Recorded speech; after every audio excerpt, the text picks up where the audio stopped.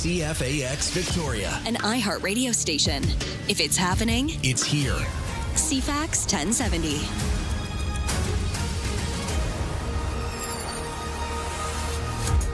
Good morning, Vancouver Island. It's 6 a.m. on Tuesday, July 14th. Steve Young in for Ryan for the fortnight. Clouds moving in, high near 23 today. Right now, it's time for CFAX 1070 News. Here's Lisa Best. Thanks, Stephen. Good morning. The fire situation in the U.S. has certainly hit close to home. We have news that police in southwestern Colorado say a man from Souk has died after his helicopter that he was piloting crashed while he was battling a wildfire in that state. Adam Murdy with Colorado's Gunnison County Sheriff's Office says the body of 56-year-old Nicholas Dale was pulled from his chopper that went down in the Silver Jack Reservoir in a remote area southwest of Aspen. Murdy says Dale had been helping firefighters with the Gold Mountain Fire, which had grown to about 148 square kilometers in size. Photos shared by the Sheriff's Office show how first responders took part in a procession of emergency vehicles honoring a fallen fire hero. Colorado Governor Jared Polis says he's grateful for all those protecting Coloradians from fires in order that state flags fly at half-mast once Dale's memorial service is scheduled. Dale's helicopter was owned by Georgia-based Helicopter Express, that company posting on social media that Nicholas Dale leaves behind a wife and 2 children. There are 23 fires burning in our province. 6 new starts in the past 24 hours. 6 are now considered out of control. There's no new fires on Vancouver Island. The fire mid-island that's been burning for a few days is being held at just over 2 hectares in size. But with conditions drying out and temperatures expected to climb into the weekend, officials aren't taking any chances. A Category 1, 2, and 3 open fires will be banned throughout the Coastal Fires Center's jurisdiction starting at noon Thursday. The exception for Category 1 in parts of the North Island and Sunshine Coast. Category 1 campfires will still be allowed in the Campbell River Forest District, the North Island Central Coast Forest District, Haida Gwaii, and Sunshine Coast District. Category 2 and 3 fire prohibitions will remain in place throughout the Coastal Fire Center. The ban will be in place until Halloween or until the order is lifted if we get cooler, wetter conditions, which right now is not on the radar. The BC Nurses Union says the picket lines will temporarily go up at Victoria's Royal Jubilee Hospital as mediated talks get underway in the labour dispute with health employers. Union head Adrian Gear says the appointment of mediators was a positive development in this dispute, and the pickets will be removed by tonight. The province-wide ban on non-nursing duties and a restriction on overtime is still in effect, though Gear says that the union has not denied any requests of overtime. Gear says while the union is starting mediated talks with guarded optimism, it will not tolerate intimidation of its members by employers, and that may escalate job action if such reports continue. Still at Royal Jubilee, a portion of the parkade there is off limits for a while. Critical maintenance work is impacting staff parking located on levels 4 and 5. Maintenance work is being done on ramps on all levels too, so that will restrict the access to certain levels as that continues. That includes public parking stalls level 1 through 3. Most ramp work will be done on the weekends, but just be aware you may have to park in the street if you're headed to the hospital. The Nanaimo RCMP are looking for witnesses following the alleged assault of a female jogger. Police say the incident happened around 4:20 on June 9th on 2nd Street near Pine. A 21-year-old woman told officers an unknown man rode up behind her on a bicycle, allegedly grabbed her inappropriately, and then rode off. The suspect, described as white, about 35, 6'3", with a slim build, short brown hair, and a scruffy brown beard. He was wearing a black hoodie, black and gray pants, and riding an older model, possibly red mountain bike at the time. If you have any information, you're asked to contact Nanaimo RCMP. Parksville Beach Festival kicking off the weekend. Thousands gathering for the opening of the sand sculpture competition, but someone kicked sand in the face of the organizers before they even got going. Someone was destroying, or maybe on purpose, maybe not, but climbing and kicking on some of the sculptures. The damage was repaired quickly. Over 30 hours of sculpting, artists from Australia, Belgium, Canada, Colombia, Czech Republic, Netherlands, Russia, and the U.S. are all in town in Parksville creating sculptures that will remain on display through August 16th. We're going to hear from the Society Director, Cheryl Dill, about the weekend vandalism and also this popularity of this event, where artists come from all over to be part of it. She's going to be live in a few minutes at 6:20. That is your news to 6:05.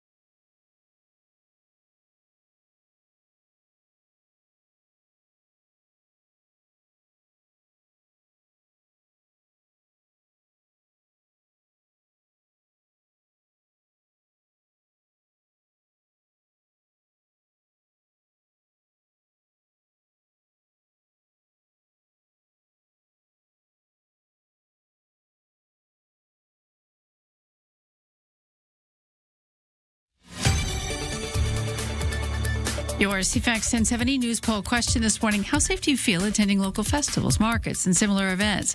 49% say very, but then it kind of splits off. 33% say somewhat, and 18% not at all. You can vote at cfax1070.com and also on the iHeartRadio app. I'm Lisa Best. Your news time is 6:06. Did you feel it? Which part? The earthquake. No. We had an earthquake this morning. I know. You brought it up, and I'm like, I was waiting. Okay. I had to think about it. Okay. I thought it was my car. No. 4 o'clock this morning, Yes. basically, just before. Okay. The Earthquakes Canada says 97 kilometers west of Port Hardy at 4.2. Okay. And the USGS has it at 4.0. So Did you do the exchange, right? it was tariffed. Sorry, I had to. It was a light one. We didn't make fun of the light ones. Mother Nature throws us the light earthquake. And that was followed by a bigger one. Oh, well. Okay, waiting. At 5:12. Yes, in Alaska. So there's been a couple on the same fault this morning. like it does. Okay, so The trigger effect. yes, Can't just be one. no. So Okay. if you heard it, if you felt it up in Port Hardy this morning, Yeah. if it startled you, give us a text 71010. Let us know what it felt like. Did it shake you out of bed? Did it shake wake you up? awake? Yeah, exactly. Exactly. If we could schedule that for 4 o'clock every day here in Greater Victoria, that would save me setting my phone at night. For the next couple weeks. Yes. Then the they can fortnight. stop. I'm using that word now. Oh, it's a Swifty thing, eh? Yeah. No. It's a Wimbledon thing. Oh, The fortnight. oh. Okay. I was thinking, I think Swift, the Fortnite. Or song Fortnite. Okay. Aren't you a Swifty? Yes, I'm a Swiftie. How do I know that? You don't know that. Did you see the dog? See, now you throw me a curveball. What dog, Steve? Travis has a dog now. Oh, they're a dog family. Apparently, They're it was trying a on the Christmas child. gift from Oh, and from who? from Taylor. What, and the dog just surfaced now? Yes, there's been rumors about it, but he got off the plane with Travis in West Palm Beach yesterday. So were you keeping the dog under wraps till after the wedding? Correct. No illegitimate children. I am not going to comment on the politics of the situation. I'm just going to leave it at that. But you can look it up online. A pet is a tester kid, you know. Well, let's face it, they're both at the age Oh, where... they want kids. Yeah, exactly. Exactly. Mix of sun and cloud today, clearing late this morning. Winds will be light except west 30 near the Juan de Fuca Strait this afternoon, a high near 24.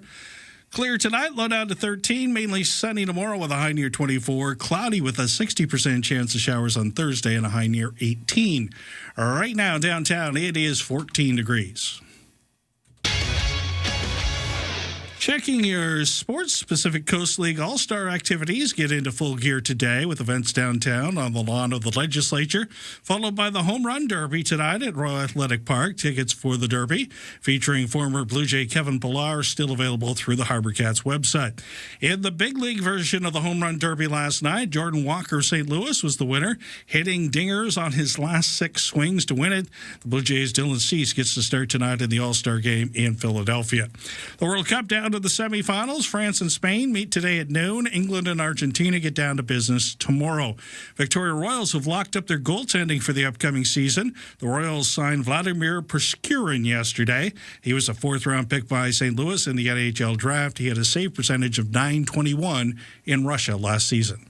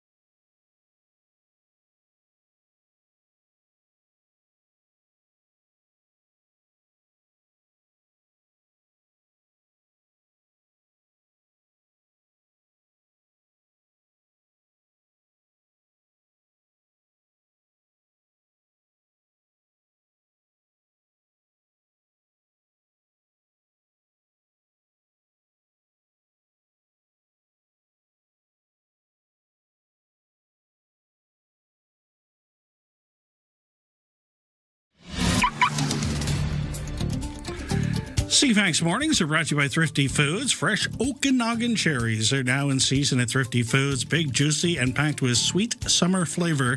You can pick up some today.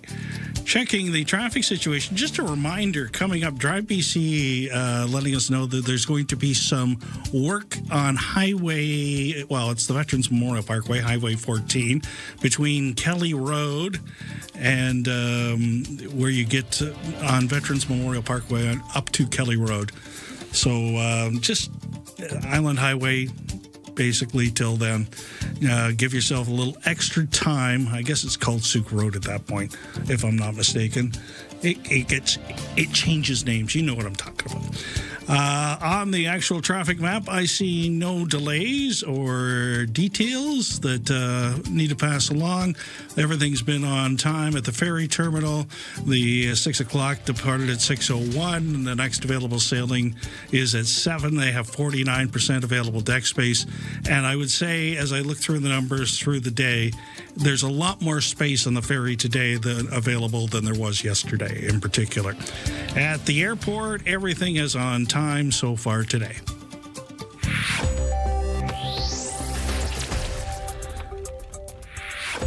Here's your consumer and business news.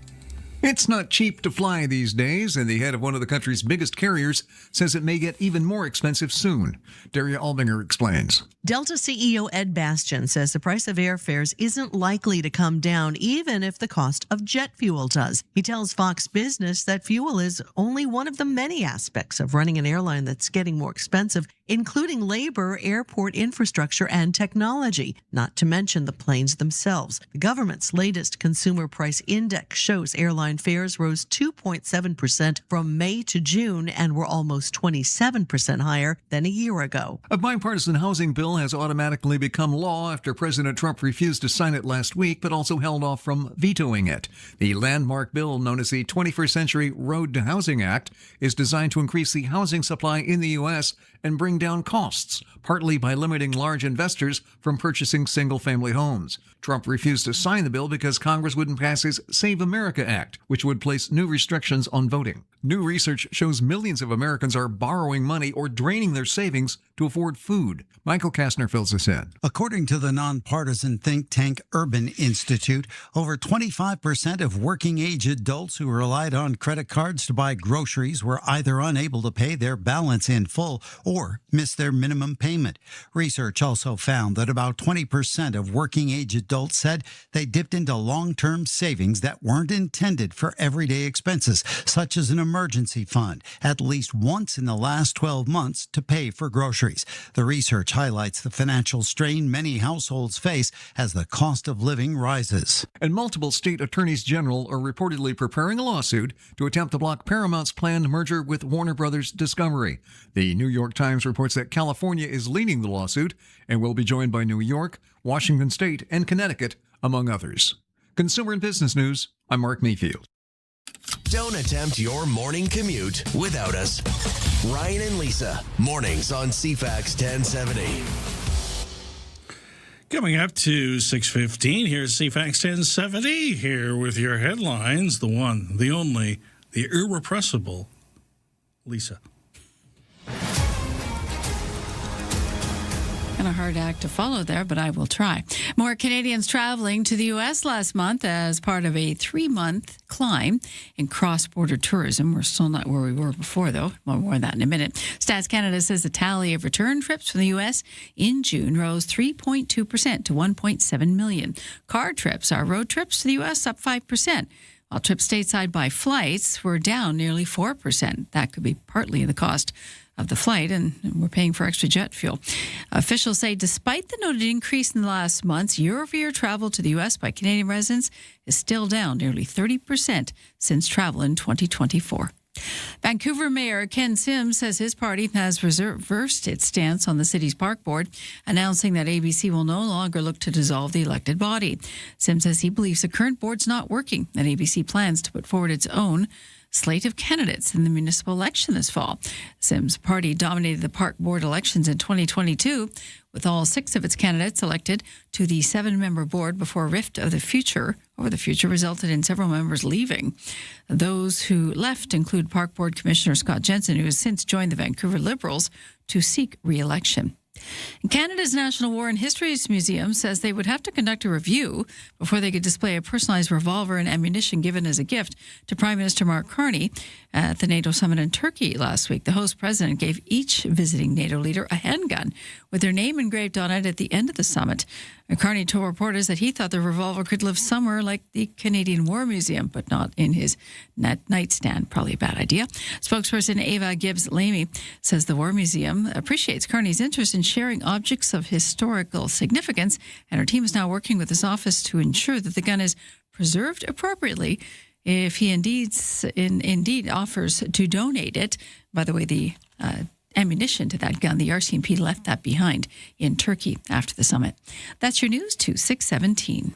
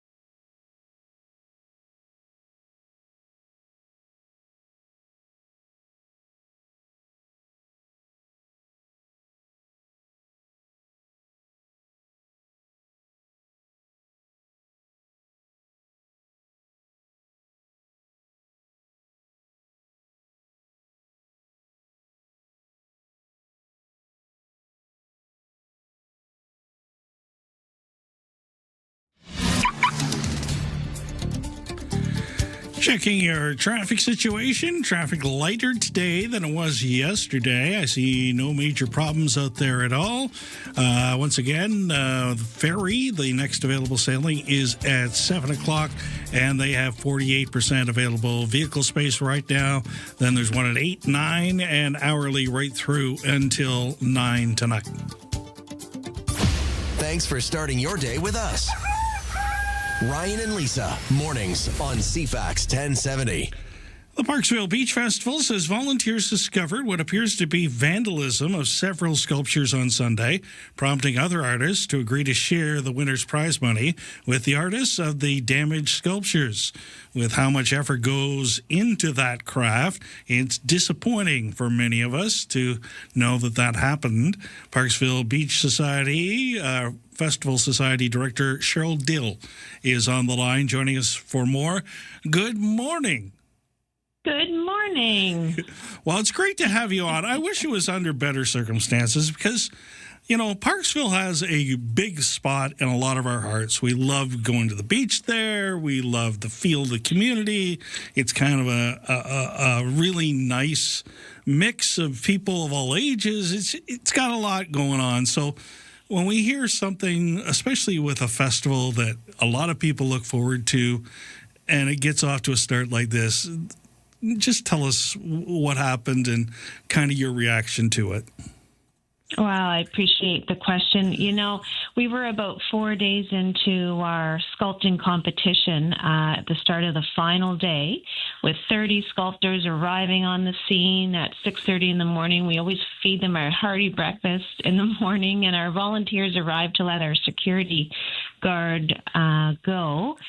And, you know, it was a rainy night. We were happy for some rain, and our sculptures were protected. So we did see a little bit of rain damage that we can all work with, but what we didn't expect was the destruction of 5 sculptures altogether, 4 of which were in the competition, and 1 was an interactive sculpture for the public to walk up to, touch, get some photos, and that was completely kicked in. So we were really disappointed. In addition to that, some of the logo berm that we really hold dear to our hearts because it's a dedication to our sponsors, that was damaged. About 7 of the 30 logos that had been created on that were smashed in with a shovel. So we were just so disappointed and disheartened. There are a few tears. Lots of hugs were going around from sculptor to sculptor. And, we had to figure out quickly what to do. Now, I'm not an artiste type myself, but I understand the dedication and how you put so much of yourself into a sculpture like this. And it's not just the skill, your heart is going into it as well. So I can understand why people are so emotional. Yeah. You know, this is, for these sculptors, it's their life's work. They work year-round sculpting. They're master sculptors. You know, they've been given a theme idea to come up with for their sculpture. So, you know, they're very much in their heads for that 4 days trying to figure out how am I going to get my message across through sand and water and this 3D art that I'm working on. And that final day is really about refining that message, refining that story in the sand. And when you come in and basically that's been destroyed and compromised and your power has been taken away somewhat, it really is disheartening. And it was really sad for us as organizers that work year-round on this festival to see that effect and that impact that it had on them. But, you know, because they compete internationally and from one event to the next, many of them, in fact, are now in Boston competing at Revere Beach. They know each other well. They're like family. They're like family to us because we've been hosting them since, you know, for years here in Parksville. Since 1982, we've been having this competition. So, you know, we rallied around. We consulted with them. They consulted amongst themselves and really came up with, I think, a really good plan to address the competition from the doubles category. And they were all really happy with the results. And you know what? They're professionals, and those sculptures look amazing. People would never know what kind of destruction unless you see the before and after pictures. As well, 2 of the sculptors stayed behind. One was our master judge who creates the logo berm, as well as Dmitry Klemenko from Russia, whose sculpture was took the biggest impact. There was a lady with a sword at the very top of probably lost about 2.5 feet of his sculptures. He stayed behind and worked on the interactive sculpture for the public to enjoy. So the 3 monsters that people can gather with and take photos are back in action. So it really is a fantastic group of people that we have to work with for that 5.5 weeks and enjoying their art. And we're just so grateful that it all worked out well.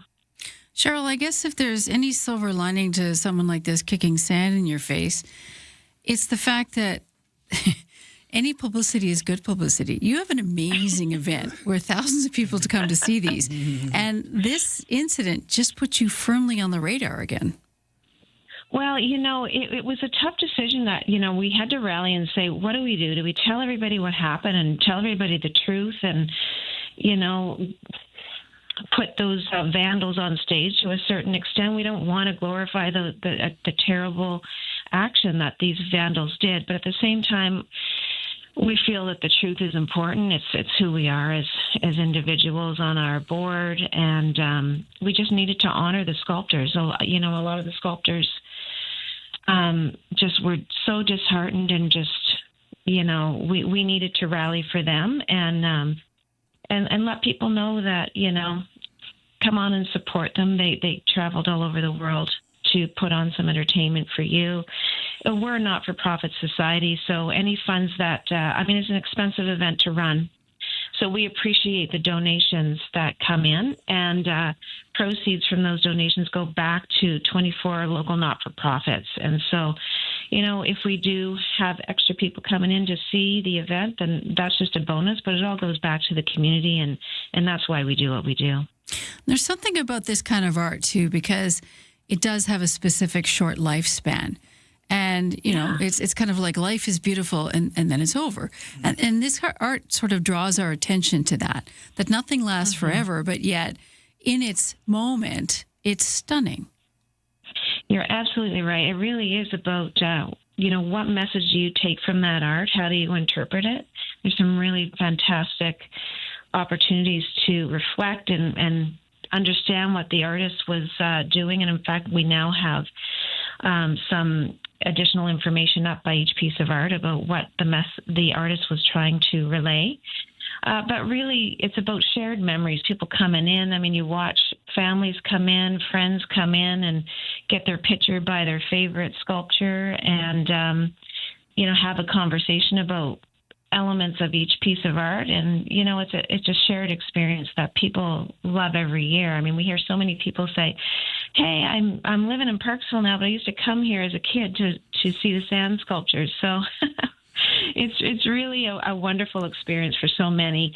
And you know what? We ask every year people to weigh in, vote up for your favorite. So it's voting time. And at the end of the exhibition, we let the sculptors know which ones were their favorite, and that's one of the most cherished awards that they look forward to hearing. So having the public weigh in is important. So we've covered this from the downside. Let's look at the upside, the recovery, how you've turned this around and how the community's rallied around you. Yeah. You know what?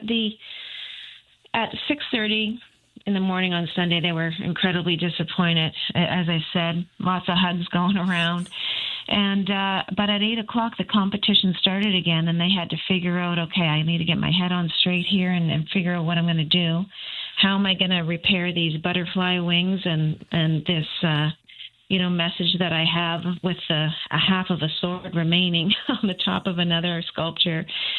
And so they're incredibly professional, and they've got a lot of experience, and many of them have said to me, we've dealt with vandalism before at our competitions with our art, and we will survive this, and we will rally and get this done and leave you with some great artwork to enjoy. And sure enough, that's what they did. The site looks fantastic. There's beautiful messages in the sand. So and yesterday morning, Monday morning, we turned the competition over to the exhibition, so the grounds look great.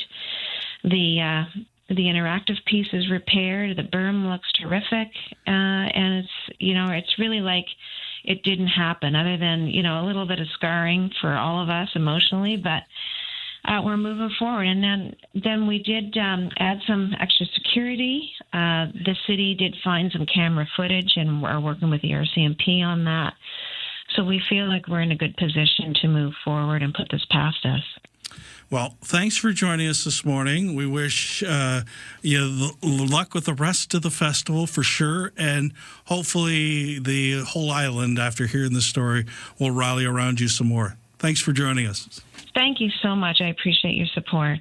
There you have it. Cheryl Dill from the Parksville Beach Festival Society. This summer, 3 of Vancouver Island's biggest voices are coming together to make a real difference. Get your tickets now for the Kids Count Mega Summer 50/50. Brought to you by 107.3 Virgin Radio, CFAX 1070, and CTV. In support of CFAX Santa's Anonymous all-new Kids Count program, supporting children beyond Christmas. The Mega Summer 50/50. Your chance to win big while giving back. Buy your tickets today at cfax1070.com. Gaming event license 174660.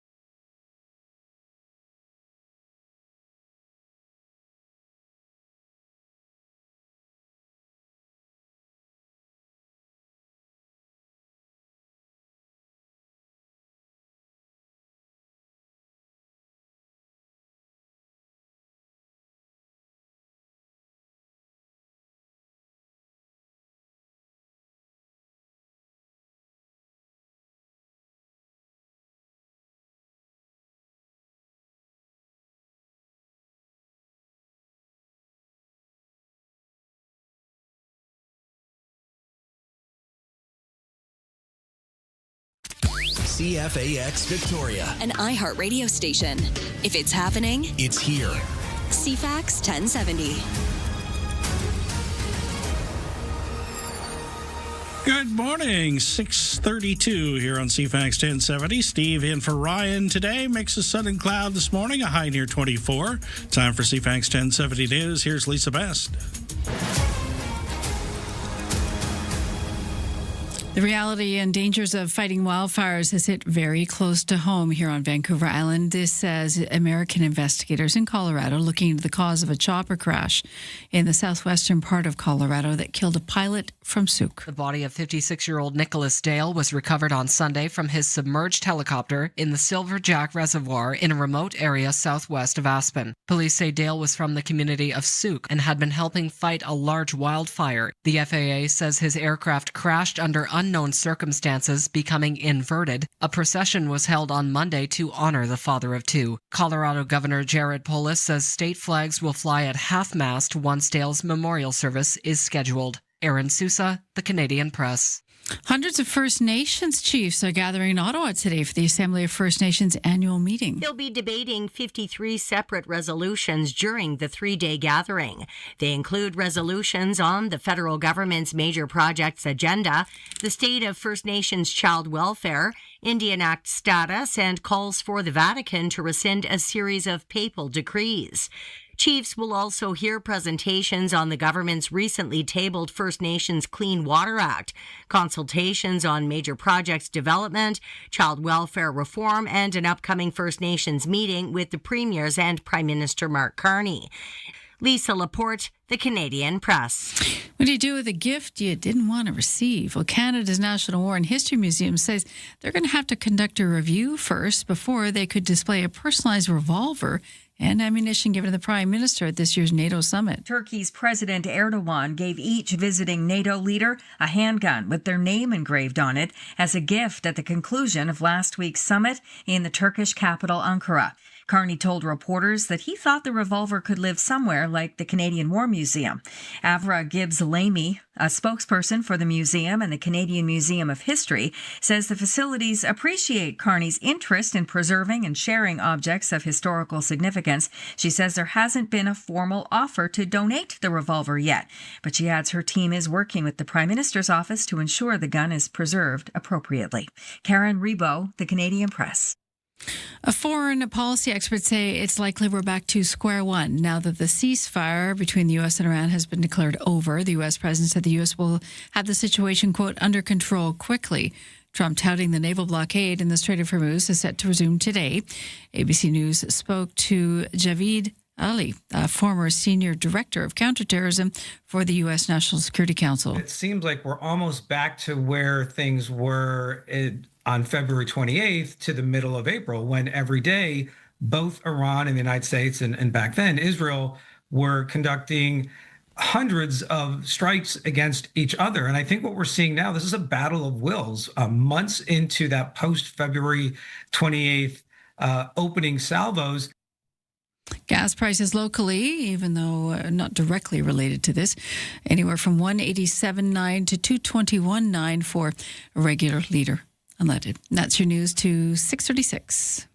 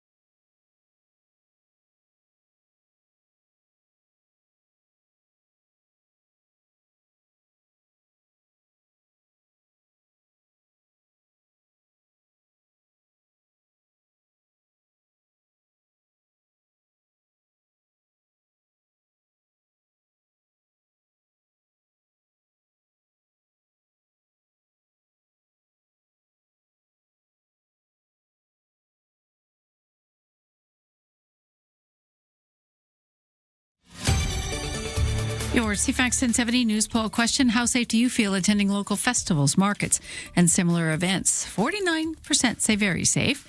33%, a good third, say somewhat. 18% not at all. You can vote now at cfax1070.com, also on the iHeartRadio app. I'm Lisa Bestian. News time is 6:37. Thank you, Lisa. Weather forecast for Greater Victoria. Mix of sun and cloud today, clearing late this morning. Winds light except west 30 near the Juan de Fuca Strait this afternoon. A high near 24. Clear tonight, low down to 13. Mainly sunny tomorrow with a high near 24. Cloudy with a 60% chance of showers on Thursday and a high near 18. Right now in downtown Victoria, it's 14 degrees. Here's what's going on with the World Cup today. This is your TSN Radio FIFA World Cup 2026 update. I'm John Rodenberg. One spot in the World Cup final will be decided today when France takes on Spain. France is ranked number 1 in the world and Spain number 3. Neither team has lost at this World Cup, and in fact, neither has even trailed for a single minute.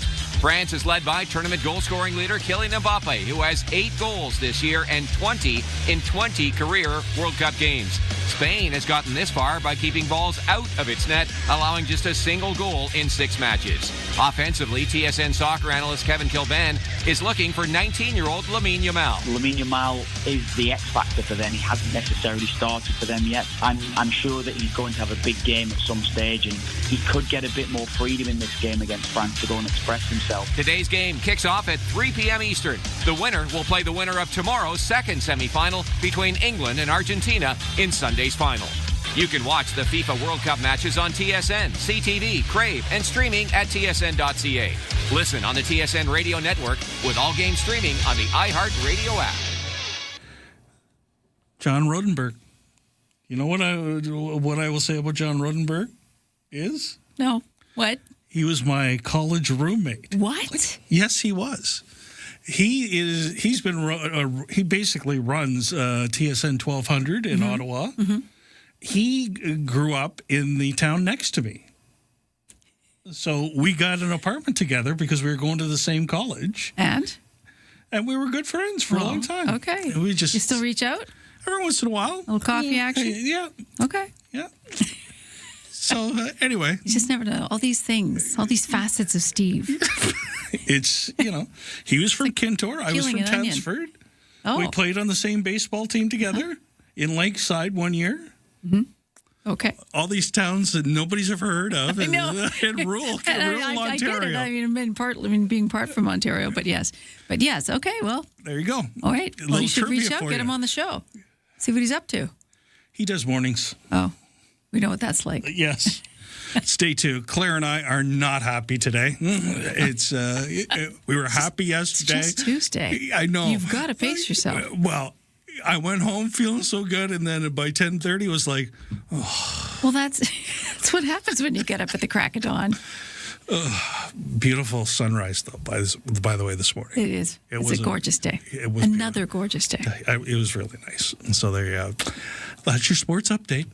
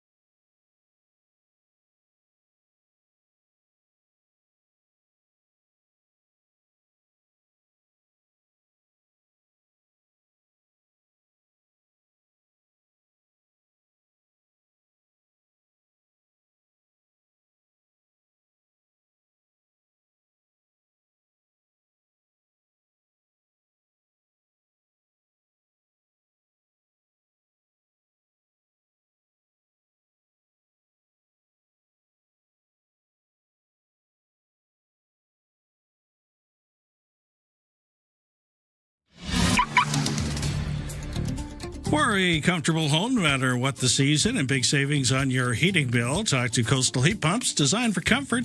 The South Island's Elite Plus Fujitsu Air Stage dealer. Checking traffic, things picking up just a little bit on the highways and byways around Greater Victoria. No major delays. A couple of slowdowns on the Trans-Canada, Victoria bound, but nothing to hold you up too much. Once again, they are working on utilities on Veterans Memorial Parkway from Souk Road to Kelly Road.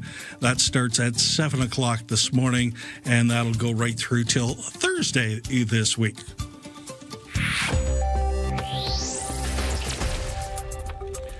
Here's what's going on in the business world.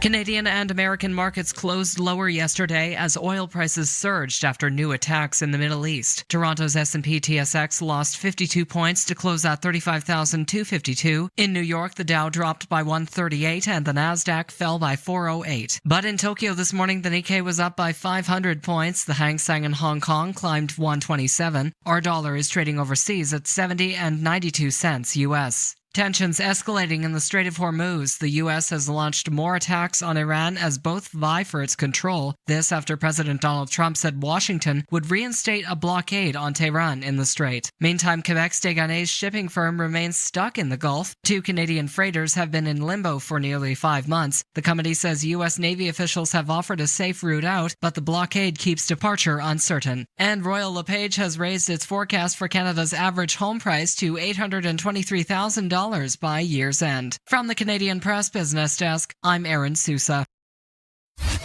In the kitchen, in the car, and at the office.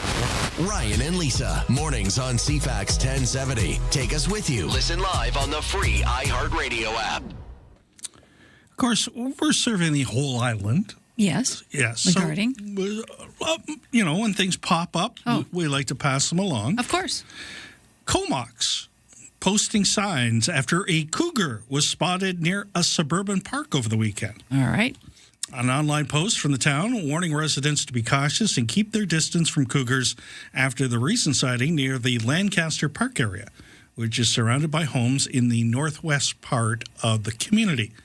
The warning says anyone who sees a cougar in an urban area or one exhibiting unusual or aggressive behavior should contact provincial conservation officers. There you have it. Sometimes they're just curious, but, they are looking for a meal. Yes. So cougars are often there and we don't notice them. Yeah, they blend. Yeah, because they're not looking for trouble necessarily. They are looking for food. Right. So, one of their favorite targets is? Nope. The domestic house cat. I can see that. So if you in Comox and you have a kitten or a kitty, you might want to make sure you just don't let them out and roam. Yes. Yeah. Small dogs as well. Yes. Well, even a larger dog, but anything that looks like small prey. An easy prey for them because they're big, fast, and can get things done quickly. Oh, well, they're predators. Speaking of that, raptors in the air, too. I mean, we've had crews say that in raptor nests they have found collars. Ooh. Well, nature is brutal in some ways. It's nature, and the raptors or large predators, whether in the air or on the ground, they see small animals like that as a meal. Yes. And so, you've got to take care of your family members, and your dogs and cats are part of that. So, you've got to keep a closer leash on them, closer watch anyways, when there's wild things around, as we like. We like to be able to mix with the wild things here on Vancouver Island. We take pride in that. And so in order for us to all get along, keeping a leash on things helps. Absolutely. Goes a long way. 6:46, here's Lisa with your news headlines. Keeping a leash on fires is part of that, too. 23 fires burning in BC, 6 new starts in the last 24 hours. 6 fires now burning out of control, up from 2 yesterday. We have no new fires burning on Vancouver Island, still at 1. Mid-Island being held at just over 2 hectares in size. That's been burning for a couple of days, but not encroaching on any other land, so that's good. But conditions are drying out, and the temperatures are expected to climb through the weekend. So with that, the BC Wildfire Service says that categories 1, 2, and 3 open fire bans, and yes, that includes campfires, will be banned throughout the Coastal Fire Center's jurisdiction starting at noon Thursday. The exception for Category 1, the campfire in parts of the North Island and Sunshine Coast. Those Category 1 campfires will still be allowed in the Campbell River Forest District, the North Island Central Coast Forest District, Haida Gwaii, and Sunshine Coast areas. So if you're in a specific area in the wilderness, you might want to check ahead to see if you can actually have a fire or not. Category 2 and 3 fire bans will remain in place throughout the Coastal Fire Center, which it has been for quite a few months now. The ban will be in place now until the end of October or until it's lifted. If we get wetter, cooler conditions, this may change. The fire tragedy in Thailand. Officials say that huge fire at a Bangkok music bar, the death toll has increased to 30. Bangkok city officials say more than 70 people were injured, 24 of them remain in critical condition. The bar blaze was the city's deadliest in years. It broke out late Sunday in the northern part of the Thai capital. Many people ran to the back looking for an exit, and unfortunately, there wasn't one. Bangkok's governor says the city will step up enforcement to improve safety standards. An investigation continues into the cause of the fire and whether the bar was following the safety regulations. And that is your news to 648. Where the noise stops and the conversation begins. Hey, it's Friday. Welcome to the Graham Richardson Show. The stories that shaped your week aren't just headlines. They are the moments we live through and the decisions that change what comes next. Let's take a closer look at that together. It's national conversations. From major policy shifts to the fun, unexpected trends and friends everyone will be talking about. It is intelligent, unpredictable, and completely Canadian. Stay informed. Stay ahead. The Graham Richardson Show. Friday morning at 9 a.m. Right here on CFAX 1070.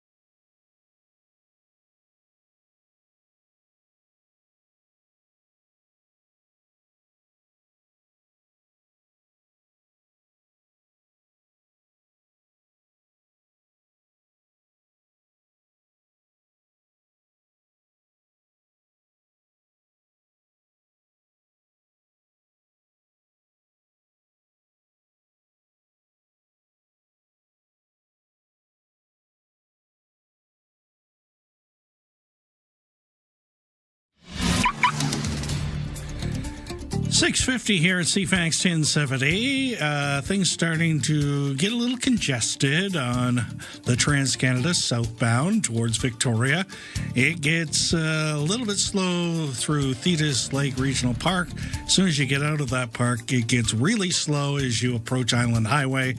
And then it starts to pick up again after that until you get to the construction zone.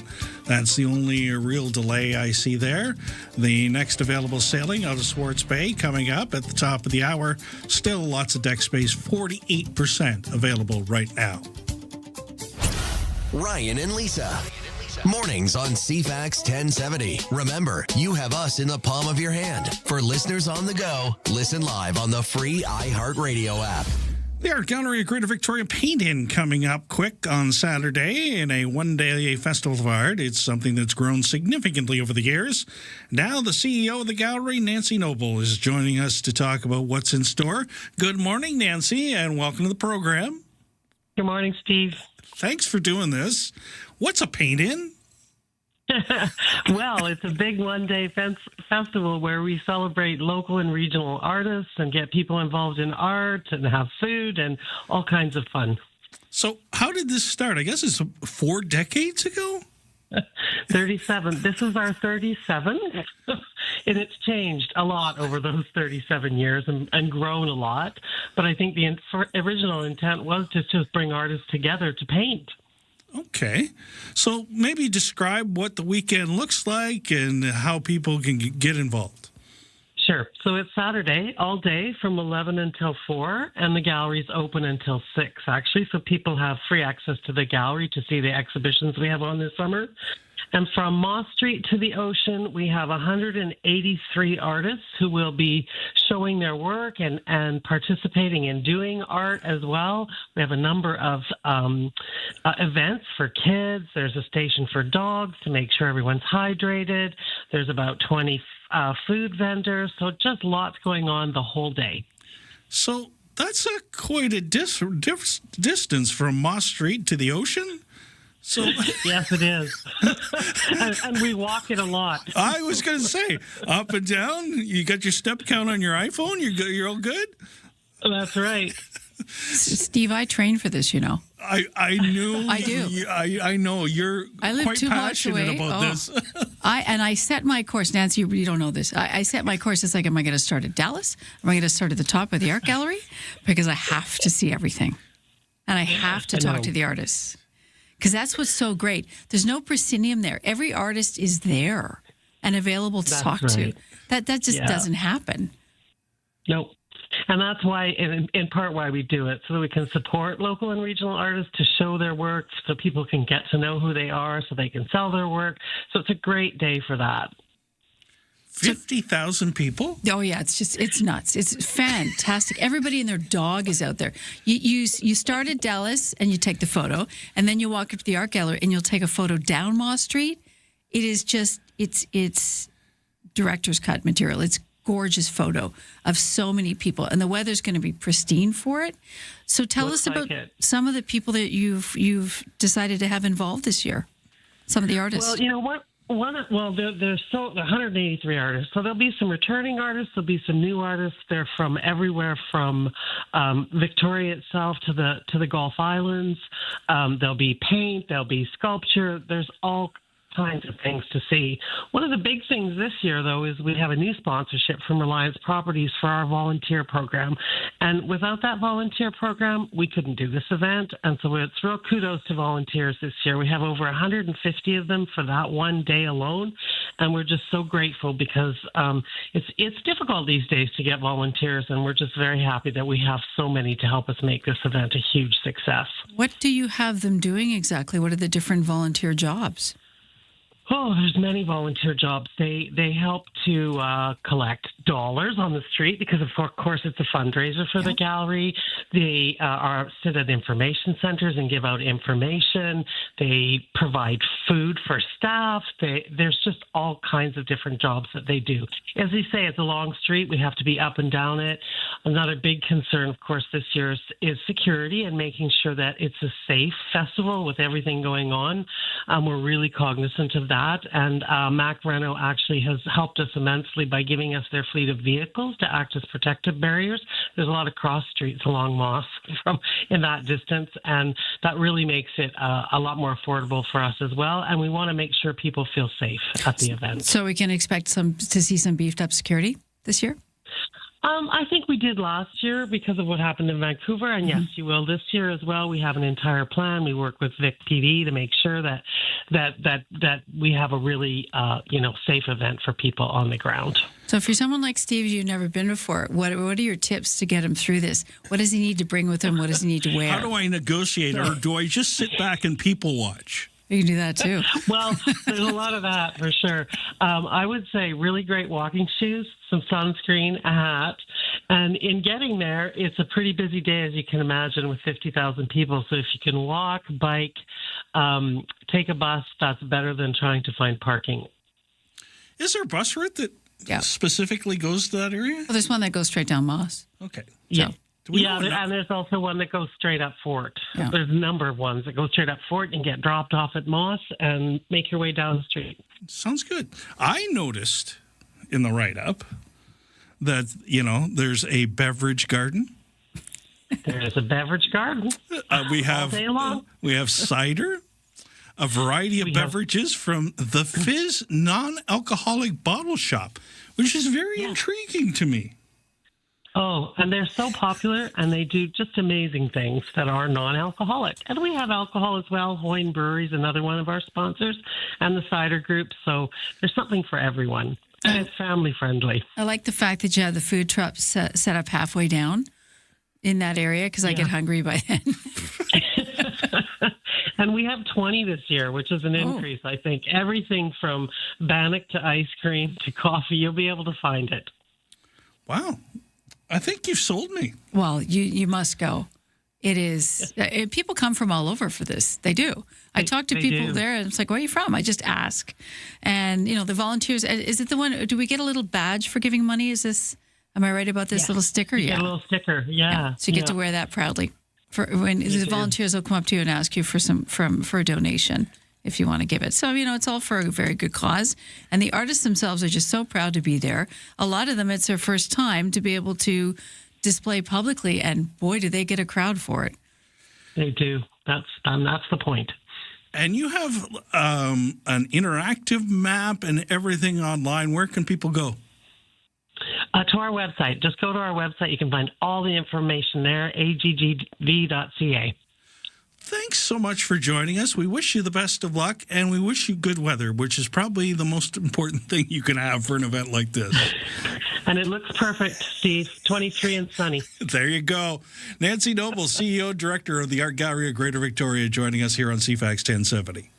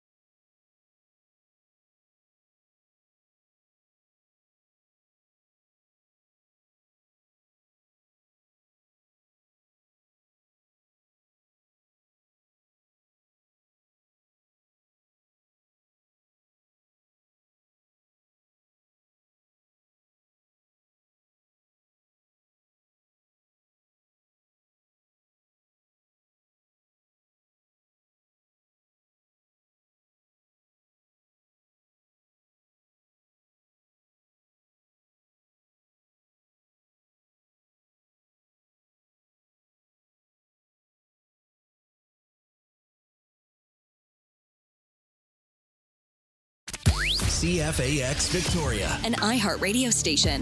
If it's happening, It's here. CFAX 1070. Good morning, 7 a.m. Tuesday, July 14th. Steve in for Ryan for the fortnight. Mix of sun and cloud this morning, a high near 24. Time for CFAX 1070 News. Here's Lisa Best. Thanks, Stephen. Good morning. With conditions drying out, the temperature expected to climb in the weekend. Category 1, 2, 3. Open fires will now be banned starting noon Thursday throughout the Coastal Fire Center's jurisdiction. There are some exceptions, including Category 1 in parts of the North Island and Sunshine Coast, but best to check ahead depending on where you're planning to go into the wilderness. We currently have 23 fires burning in BC. It's a jump from yesterday's 6 out of control, 6 new starts, no fires on Vancouver Island. That fire at Midland Island is still being held at just over 2 hectares in size. Police in southwestern Colorado say a man from Sooke has died after his chopper crashed while he was battling a wildfire in that state. Adam Murdy with the Sheriff's Office in Colorado's Gunnison County says the body of 56-year-old Nicholas Dale was pulled from his helicopter that went down in the Silverjack Reservoir in a remote area southwest of Abson. Murdy says Dale had been helping firefighters with the Gold Mountain Fire, which had grown to about 148 square kilometers in size. Dale's helicopter was owned by Georgia-based Helicopter Express, that company posting on social media that Dale leaves behind a wife and 2 children. The vice president of the Canadian shipping firm, with a pair of vessels anxious to leave the Persian Gulf, says U.S. Navy officials in Bahrain have provided a route to avoid mines. In a phone interview, Pascal LaRose of Quebec-based Desgaines says that the exit of the ship hinges on the U.S. military authorities, and they're listening to their recommendations. The 2 freighter ships are believed to be the only known Canadian commercial vessels that are stuck in the Gulf when the U.S. and Israel launched attacks on Iran in late February. The Canadian vessels have repeatedly postponed plans to exit the strait after nearly 5 months trapped in the Persian Gulf amid the Middle East war. A fresh round of military strikes and that newly announced U.S. naval blockade have put the current departure plans completely on hold once again. In health news, the Federal Appeals Court is reviving more than 500 private lawsuits against Tylenol maker Kenvue over alleged autism links. On Monday, the Second U.S. Circuit Court of Appeals in Manhattan said a district judge improperly rejected expert advice connecting Tylenol during pregnancy to autism and ADHD in children. Though there's no firm scientific evidence, the U.S. president and top U.S. health officials drew attention to the subject in September when they suggested there was a link to autism. What's on your plate? Well, hundreds of cases of parasitic infection commonly linked to contaminated fresh produce that can cause weeks of illness are now being reported in a number of states. ABC medical correspondent Dr. Darian Sutton explains how medical experts think this exposure is happening well before symptoms actually show up, making it very difficult to track. He tells us how to reduce the exposure. Basic precautions are important. Washing our hands before we're eating, just necessary for reducing foodborne illness. You can wash your fruit and your vegetables. You should, including pre-washed, pre-bagged lettuce, because the evidence from Michigan State points to lettuce, although we don't know yet with the producer, the supplier, or the grower. And if you cook your food up to 158 degrees Fahrenheit, that can kill the parasite. So you might want to change your recipes or your ingredients to help reduce your risk overall. Parasites been found on various types of produce, everything from lettuce to raspberries. And massive data centers packed with computer servers remain controversial. ABC's Hannah Batta reports Meta's project in the Bayou State could be the biggest of its kind. Facebook parent company Meta is more than doubling the size of its data center in Richland Parish, a $50 billion project so big 10 power plants need to be built to supply it with electricity. The governor praising the economic impact. It's going to create 7,500 construction jobs, more than 1,000 permanent high-paying jobs, nearly 1,900 additional indirect jobs. The data center could eventually use 6 times more power per day than the entire city of New Orleans on the hottest day of summer.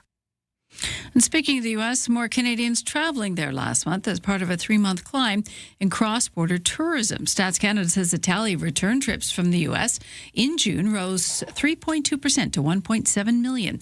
Car trips up 5%, while trips stateside by flight were down 4%. That could be the cost of things there. Officials say despite the noted increase jump in the last few months. Year-over-year travel to the U.S. by Canadian residents remains down nearly 30% in the past 2 years. That's your news to 7:05.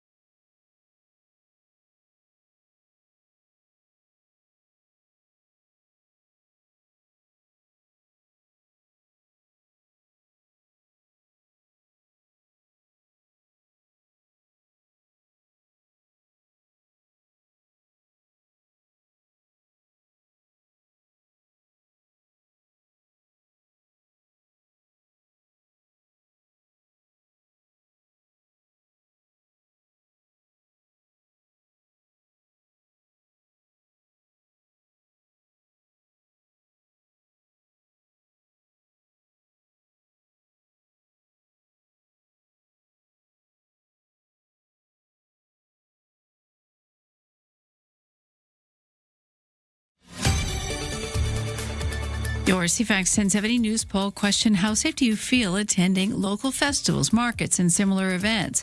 Nearly 50% say very safe, but a third say somewhat, and 18% not at all. You can vote now at CFAX1070.com or in the iHeartRadio app. I'm Lisa Best. Your news time is 7:06. People wondering what the number is on the back of my jersey. Right. It is number 20, Josh Donaldson. So it's a little bit old, this Blue Jay jersey. I have not updated. You don't have to. It's classic. It is. Actually, I love the Blue Jay jersey. I don't like the robin's egg blue they've gone with now. I don't like that. No, that's not your thing? Even though that is a nod to the history of the team, for sure, because that's what they came out with their away jerseys when they first started back in the 70s. Hard to believe. Yes. And it's a good blue. Thank you. Yeah. I like it.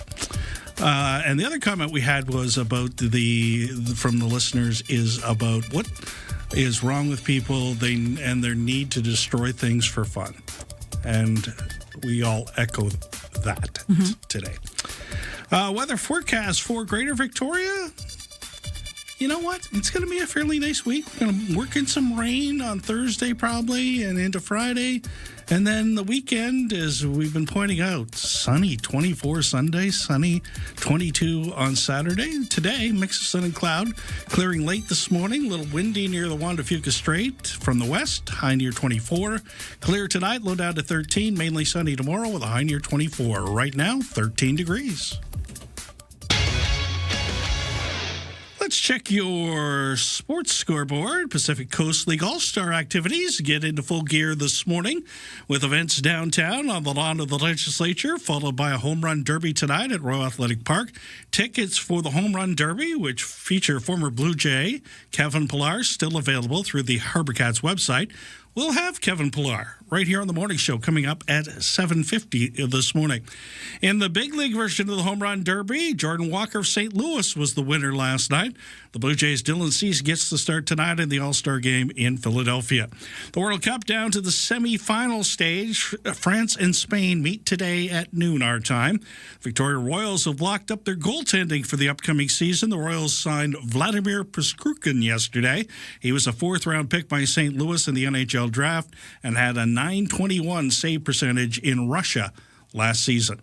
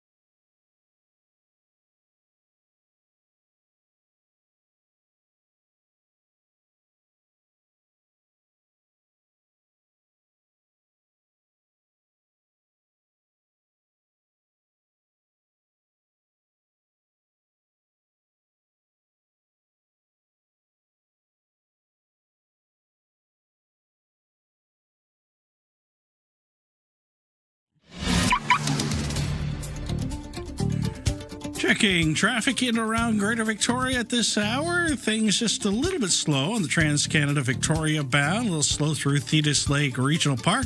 Picking up again at Island Highway. And then once you get through the construction zone, it's clear sailing. I don't see any other significant delays throughout the region.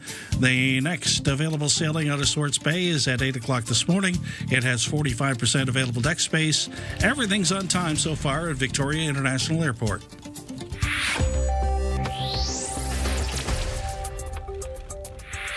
Checking the markets, TSX is up 171 points at 35,424. The Dow Jones up 75 at 52,565. The Nasdaq up 161 at 26,034. And the Canadian dollar is up 49 basis points. Big day at 71.1 cents U.S. Ryan and Lisa, mornings on CFAX 1070. Oversleepers, catch all the highlights on the latest audio podcast at CFAX1070.com and on the free iHeartRadio app. Did you see this about Mick Jagger? What now? So, well, Mark Mayfield's going to explain it to us. You can't always get what you want. You can't always get what you want. During an appearance on SiriusXM's Conan O'Brien Needs a Friend, the singer revealed that he never met Elvis Presley because Lennon warned him against it. Lennon met Presley alongside the rest of the Beatles in 1965 and was disappointed, and later told Jagger, "Never meet your heroes." The Rolling Stones frontman said it was really stupid of me, really, adding, "I'd love to have met Elvis." The interview comes just days after the Rolling Stones released their new album, Foreign Tongues. I'm Mark Mayfield. There you have it. But, we all have that in our lives. Maybe not on that level, but, where someone sort of, what's called poisoning the well is the term for it, tells you, don't bother with that person because, they're no good for you or you don't want to meet them. And in this case, he said you don't want to meet your hero. But we all have that where we're, those near misses of, we don't have the roommates, the famous roommates that you've had. But John Rodenberg, famous roommate. The concerts, like I remember the last Tom Petty concert, one of the last ones he had was in Ottawa at Blues Fest, and I just didn't go. Oh, and I'm always kicking myself. Like, why didn't I go? But life happens while you're making other plans, which is also a John Lennon term, I believe. One of the terms he coined. And I don't know. You listen to your friends. It's like, don't bother. And maybe it wasn't something high on the radar for Mick Jagger at the time to meet Elvis. Who is your hero? Well, it varies, right? That's like saying, what's your favorite music or something? But it's a very okay. Ask anyone tell us if you have one hero. I don't have one hero. I have heroes in different facets of my life. Okay. Right? Depending on what they do and who they are. And, you like to think your parents were your heroes and maybe your siblings are your heroes or maybe a friend, or maybe it's someone you've not met who you just inspire to be more like. Hopefully that's the case. Yep. You look at them and you think, I find that everything that you are is very attractive. That you do in life and how you handle yourself. Well, first of all, I would have loved to meet Elvis. Me too. Yeah, because I find him very intriguing, especially the younger version of Elvis, because I think the younger version of Elvis was happier. 69 comeback. Yeah. 100%. And he being stuck in Vegas destroyed that man. Yeah.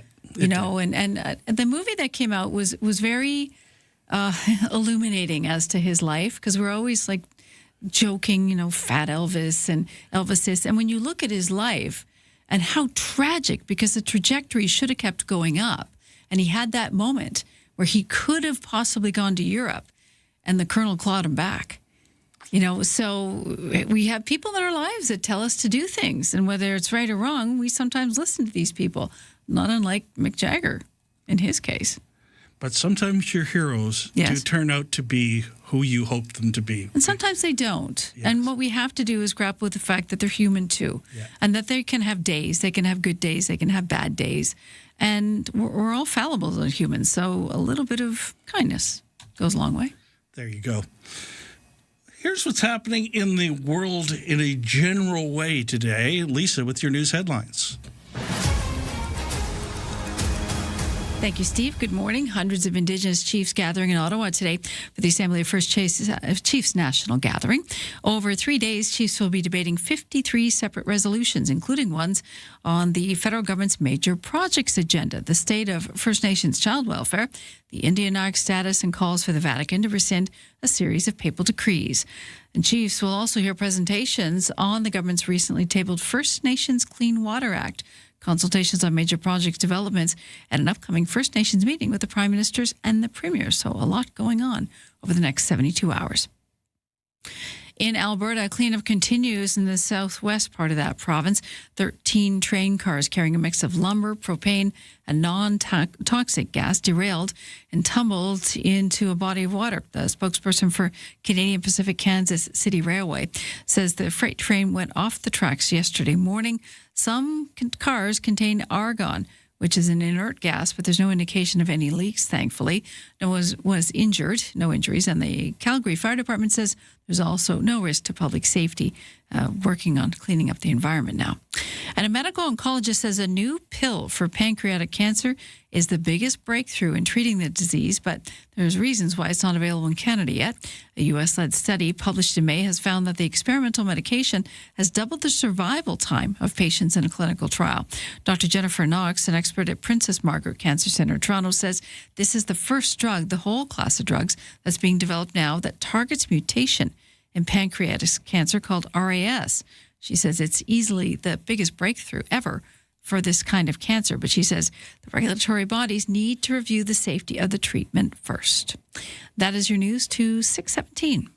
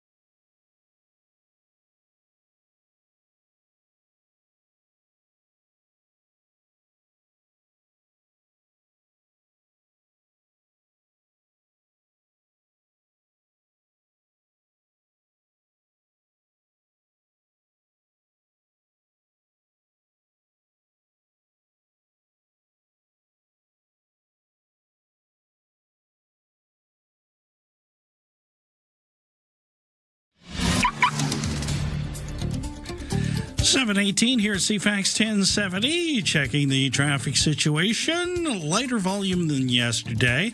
Some sporadic slowdowns on the Trans-Canada, basically from Thetis Lake all the way through the construction zone. So it gets faster, gets slower, faster, gets slower, about 4 times before you get to the end of the construction. A little slow, the corner of Veterans Memorial Parkway and Souk Road. They are doing some work between Souk Road and Kelly Road on the Veterans Memorial Parkway this week.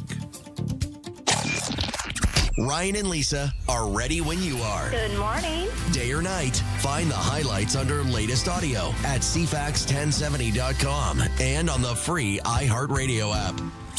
If you didn't know, our own Lisa Best is one of the executive members for Santa's Anonymous, CFAX Santa's Anonymous. So I will let you introduce our guest. Well, we got Christine Goodser up early to talk about all the I'm like, Kay, can you chat? She's like, yes, I'm here. She never sleeps. Local families in need, she never sleeps. Welcome, Christine. Thank you. Hi, Steve. Good morning, my friend. How you doing? Great. Good. Super good. That's good. We're talking all the ways that we raise money for the families who benefit from CFAX Santa's Anonymous. And one of the new things we have underway is our 50-50 draw, the first time we're ever doing this, correct? Absolutely. This is under our new umbrella program called Kids Count.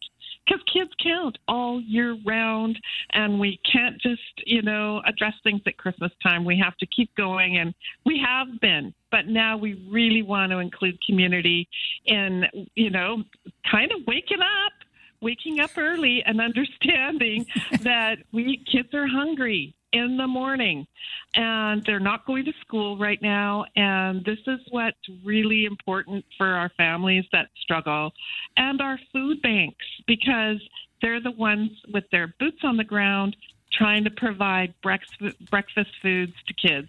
And, they're already, all of our food banks are stretching their dollars all the time, let alone all of a sudden, all the kids are out of school. They don't have access to the breakfast programs, and parents really need that food. So that's where the money from this 50-50 is going. So limited number of tickets for sale, right? Yep, 15,500. And so you have a chance. Right? At 15,500, it just takes one ticket. Now, we should say 50, because I just like saying 50. You do you. 50. All the French ears are perking up now. That's what they used to say at the speedways that I worked 50-50. at. That's right. 50. It just rolls off. It just sounds better than 50-50. It just sounds sexier in French. But whatever the case. Well, now I'm stealing that for sure. She's taking that and running with it. Let's talk about what happens over the summer months, because you touched on it. But, Santa's Anonymous, it's a bit of a misnomer. Santa's denotes Christmas. This is all year round, and the efforts that we make all year round, whether it's an emergency or whether it's just keeping families supplied throughout the summer months. What happens in the summer months? What changes with kids where they're not getting fresh food and healthy diet? What can happen there? Well, of course, families, and that's what it comes right down to, is that when you are struggling to stretch your very unstretchable dollars at this point in our economy, for those that are lower income and or a single mom or dad trying to raise 2 or 3 kids by themselves, or it goes on and on and on. Even grandparents raising their children. I mean, the scenarios are just endless, and unfortunately, sometimes the dollars just can't get through summer, and we're talking about snacks and foods that are provided at school, but also fun. It's fun at school. You have sports to do. You have, the different activities throughout your whole day. And then all of a sudden, where are you? You're at home. And if you can't afford summer camp, or you can't afford to do those activities, mom and dad are still going to work. It leaves for a whole different couple of months than for some other kids. And so that's what we pay attention to at Kids Count, is making sure kids can have some fun and food. Like that right now through the summer, food and fun is our priority. Now, Kids Count is helping all the time, but this initiative is really important, and people can get involved, because unlike walking around the stadium with the bucket and the tickets, all you have to do is share the link to this 50-50. And then not only does someone have a chance to walk away with a nice little prize, maybe go on a trip, but we can keep supplying these food banks with the food, breakfast foods that we want to see, and a couple of summer camp subsidies. So let's just start there and just become part of this. It's that easy.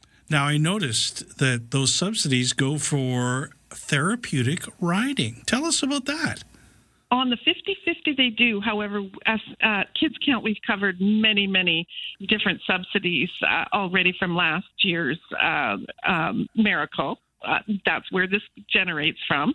And some of the kids, there's sports camps like Kids for Tennis and, getting out there for Camp Survivor. And that's a youth group that gets to go out and learn how to get on the water and do some fun things. We live on an island. And these things might not be accessible to kids. The subsidies help the parents get there. And we've helped, in a few private things where a tragedy's really hit the family, and they couldn't help. They couldn't send their child to the camp, and the camp reached out to us. So these are the things. These are the things that we do. And like I say, the most important part about all of this is that you can be involved. So we're currently at 4225. That's our total right now in the jackpot. And we have 44 days, so we got to get busy. And it's going. I think it's because summer and people are focused on other things. But at this point, you're walking away with well over $2,000 if you buy the tickets. Single ticket's $10. A 5-pack is $25. 20-pack is $50. So you get your tickets and you just watch the pot grow, thinking that I could be walking away with half of that. Yeah, the odds are pretty good at 15,500. So.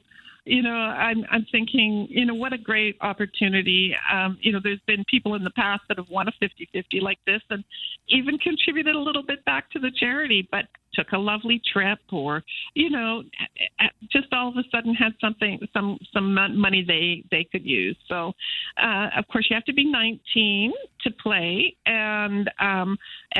but you sure can share. And so that's what we're really hoping is that people grab the link and share it forward or look for us on Facebook and Instagram and share it with all of your friends and just become ambassadors of something that really, really, really matters in our community. Nice. And they can do all this online, right? Where do we find it? CFAXSantas.com, CFAX 1070, and Virgin Radio. Nice. You bet. Thank you. Keeping kids fed over the summer. What a concept, right? It's that easy. Well, I always like to say there's only so many Christmases in a child's life. There's also so many summer breaks. And we all remember our summers and how fantastic they were or we also remember geez, I wish I could have gone to camp, or geez, I wish I, could have had, corn and raspberries like my friends are eating at home. And these are the blanks that Santa's Anonymous fills in for kids. Thank you. It's so true. Thank you for getting up and joining us last minute and accepting Lisa's phone call. Thank you so much, Steve. We'll talk to you soon. Take care. Thanks, Christine. Okay, bye, Lisa. News coming up, bottom of the hour. From CFAX 1070. Here's what's happening around the island. Victoria Symphony presents Symphony in the Summer Festival, July 10th through August 9th. Details at victoriasymphony.ca. Catch all the excitement of summer baseball with the Victoria Harbour Cats. More info at harbourcats.com. Have an event you want featured on CFAX 1070? Text us at 71010 to be featured. Get more event info at cfax1070.com. If it's happening, it's here. CFAX 1070.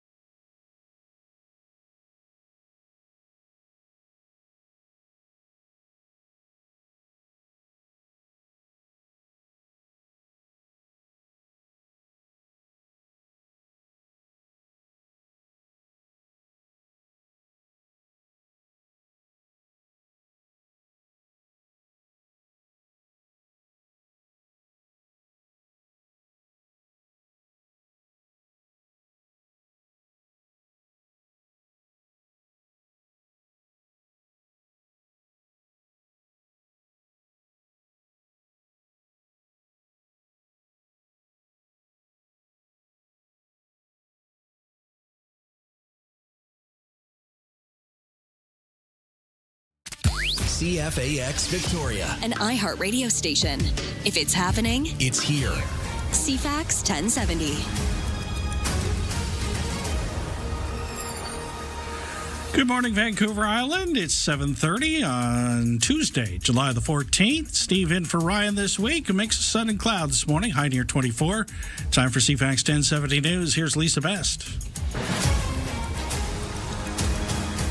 Fastest of tragedy involved in fighting wildfires in North America has hit really close to home. Police in southwestern Colorado say a man from Souk has died after his helicopter that he was piloting crashed while battling a wildfire in that state.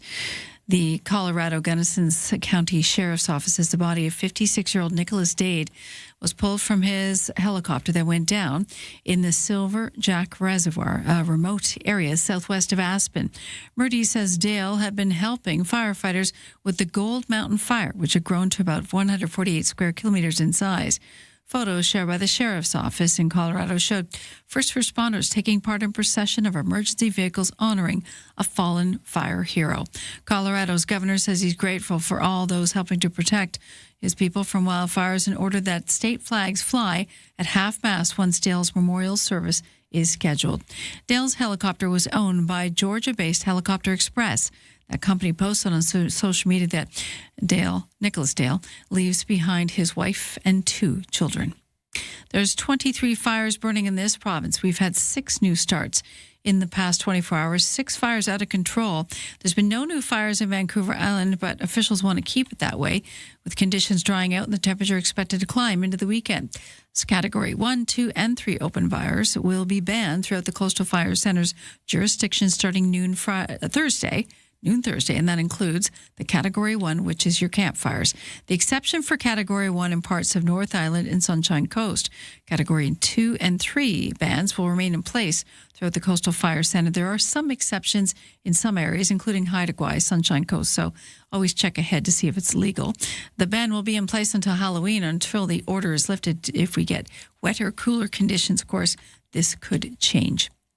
The BC Nurses Union says that picket line will temporarily go up. It's up now at Victoria's Royal Jubilee Hospital as immediate talks get underway in the labor dispute with the health employers.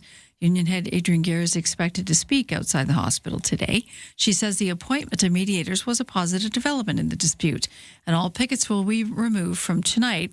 We'll find out what the next course of action is from the union and the striking nurses. A province-wide ban on non-nursing duties and restriction of overtime remains in effect, though Gear says the union has not denied any requests for overtime.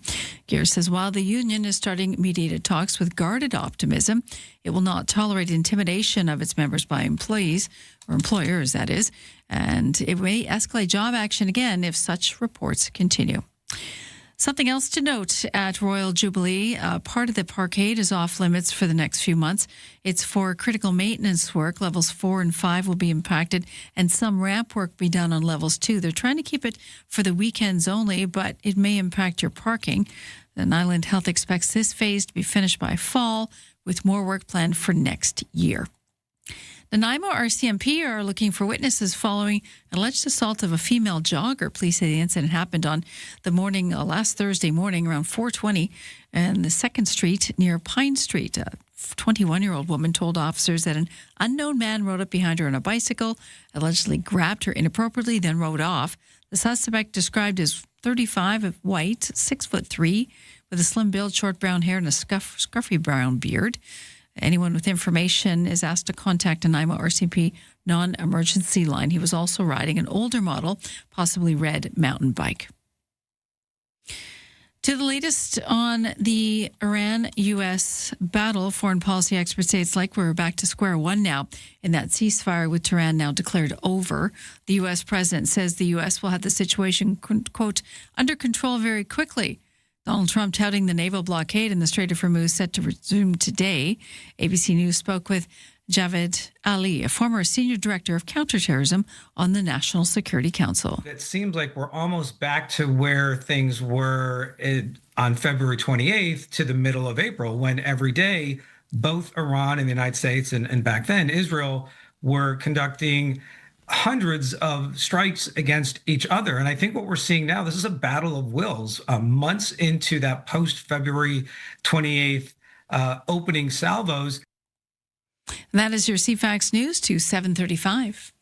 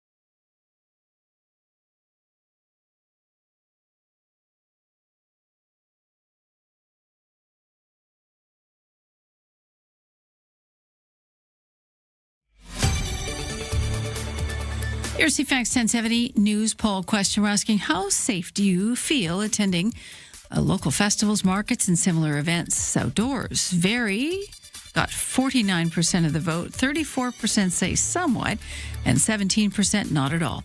You can vote at CFAX1070.com, also the iHeartRadio app. And Lisa Best, your news time is 7:37. Thank you, Lisa. The CFAX Morning Show brought to you by Bluebird Cabs. Need a cab? Download the new Bluebird Cabs app at Bluebird Cabs Ltd. Bluebird Cabs, proudly local and Canadian-owned and run since 1946. And a note about sports off the top here. That the Junior B Shamrocks host the Langley Thunder at 5 o'clock today in Colwood. That's Game 3 of the best of 3 league semi-final. And, of course, there's lots of World Cup going on today as we start the semi-finals.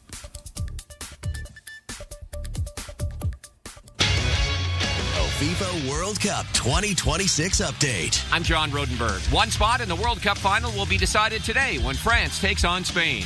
France is ranked number 1 in the world and Spain number 3. Neither team has lost at this World Cup, and in fact, neither has even trailed for a single minute. France is led by tournament goal-scoring leader Kylian Mbappe, who has 8 goals this year and 20 in 20 career World Cup games. Spain has gotten this far by keeping balls out of its net, allowing just a single goal in 6 matches. Offensively, TSN soccer analyst Kevin Kilban is looking for 19-year-old Lamine Yamal. Lamine Yamal is the X factor for them. He hasn't necessarily started for them yet. I'm sure that he's going to have a big game at some stage, and he could get a bit more freedom in this game against France to go and express himself. Today's game kicks off at 3 p.m. Eastern. The winner will play the winner of tomorrow's second semifinal between England and Argentina in Sunday's final.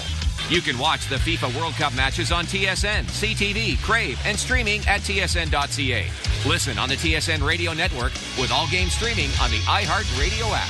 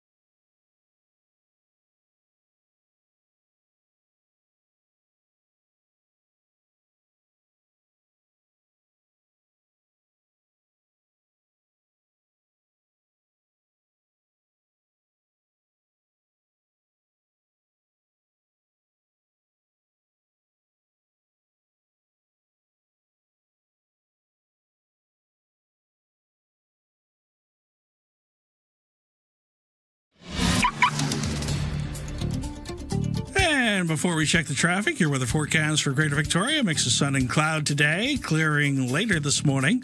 Winds from the west, 30 near the Juan de Fuca Strait this afternoon, a high near 24. Clear tonight, low down to 13. On the highways, still that speed up, slow down scenario as you're Victoria bound on the Trans-Canada Highway. Basically from Langford until you get around the bend, things improve after that. I don't see any other delays at the ferry terminal. 39% available deck space on the 8 o'clock sailing, and then 29% on the 9 o'clock. And everything's still on time at Victoria International Airport.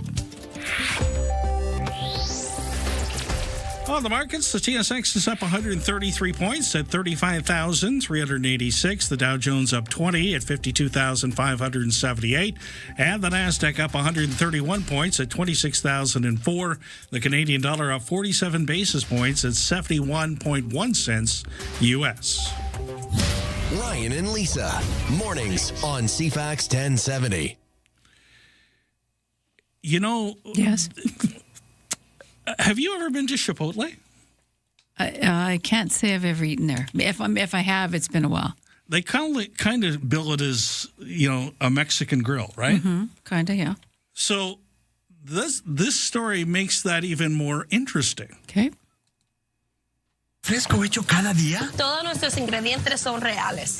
Doors will open Thursday in Nuevo León in partnership with Allsea, a leading restaurant operator in Latin America and Europe. Chipotle CEO Scott Boatwright says they're entering the country with deep respect for the culinary heritage, along with a belief that there's a strong interest in high-quality food that the establishment offers.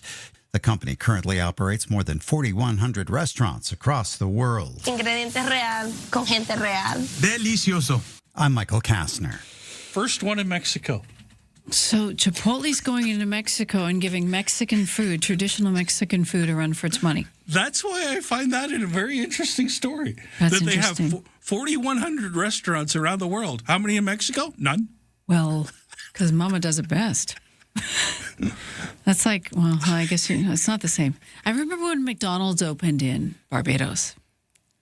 Yeah. What was it like? Yeah, well, it was short-lived because there is a chain in Barbados on that small island, which only measures like 33 by 16. It's a smaller island, but they're very, like our island, very dedicated to keeping it local, right? And there was already a burger chain established there, and the locals weren't having any of it.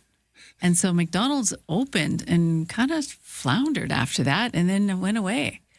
And the other still thrives on the island. So it depends. It's a real risk going into a market like that where something's already established. In this case, I would just say the local restaurants and home cooking in Mexico would, but if the price is right and it's fast and it's healthy, or even if it's not healthy, maybe people will go for it. Maybe the Mexican people will embrace it. We'll see. We will. It's a very curious. I mean, how many restaurants they have? 4,300. Yes. So they do know what they're doing. Yes, but and if you've been to one, it's very efficiently run. How many do we have here? I think we have one open at the university now. Mm-hmm. It may or may not. I think it's open now. Okay. There's one downtown and there's one in Langford. Okay. Yeah. There's 3. Yeah. So, there's also a really good, great Mexican restaurant downtown. Yeah. Well, it's interesting because sometimes it doesn't work. Like all these chains, like one of the things I find most interesting after moving to Victoria, no Swiss Chalet. That's true. It depends on where you are. The thing is, it's as long as it's healthy and if it's fast, great. Healthy is important. And one city that got that right after a while was New York City. New York City, if you haven't been in a while, the fast food joints are all really healthy. They figured it out. That the people really, you want it convenient and you want it to be good and good for you. And New York has actually done a pretty good job of flipping that script. Anyway, we digress. Well, we're talking about food, so what could possibly go wrong? Yes, I just find that very interesting. It's very interesting. We'll see what happens next. Another reason for Steve to go to Mexico. I don't need a reason. They have the weather. That's all I need. And so do we right now. But yes. At certain parts of the year, Steve targets Mexico. Let's be honest. Steve needs a break from the rain. Yes. I try to mix it up a little Cancun, a little bit. I like Cabo, but I don't like Cabo the town. I like the next town over, San Jose to Cabo. Some nice Which places. is more of a bedroom community, yes. Yes, and it's more chill. My age specific. 7:45. Here's Lisa with your news headlines. The people with patina. Canadians not gathering any moss, but still not at the level we were before the tariffs about going across the border and visiting.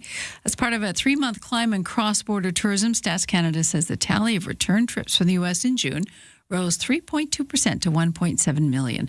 Car trips up more than 5%, while trips stateside by flight down nearly 4%. Part of that could be the cost. Officials say despite the noted jump in the past few months, year-over-year travel to the U.S.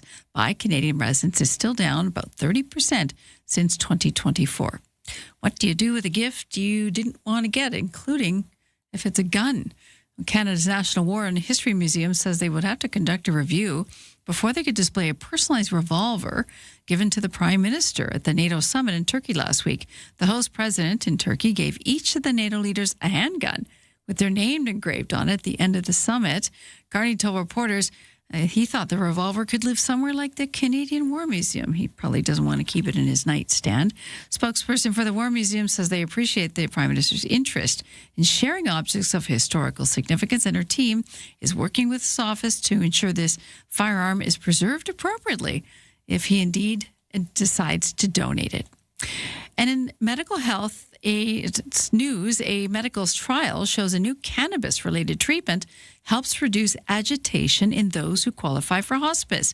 The Alzheimer's Society says it discovered that a combination of CBD and THC rapidly and significantly reduces agitation in those with dementia in hospice.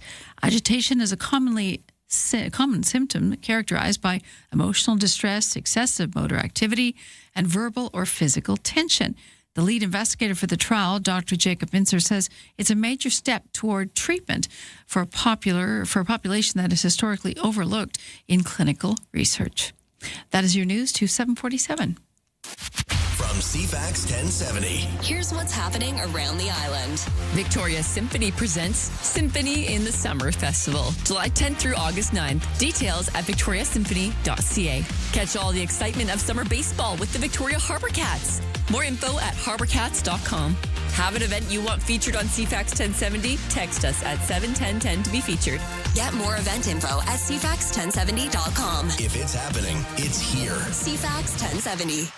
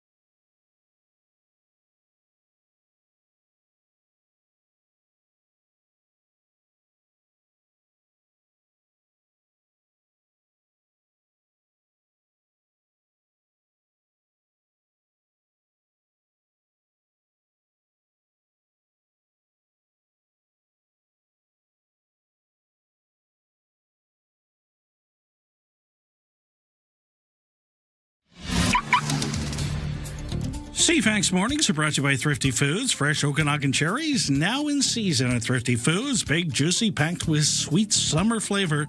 Pick up some today. Your commute, of course, lighter volume than usual due to summer in general, but it is slow in the Trans-Canada as you head Victoria bound from Langford, picks up around the bend, and then pretty good after that. Things starting to improve on Island Highway, although the Colwood Crawl is in evidence around the casino area right now. If you have something out there that you notice, text us at 71010.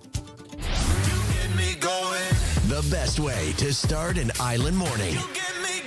Ryan and Lisa on CFAX 1070.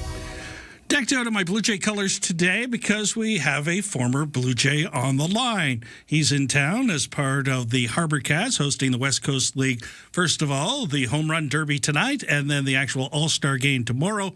And he's brought his entire family. Welcome to Victoria, Kevin Pillar. Oh, thanks for having us. Well, it's great that the whole family gets to enjoy this. So tell us about your Victoria experience so far.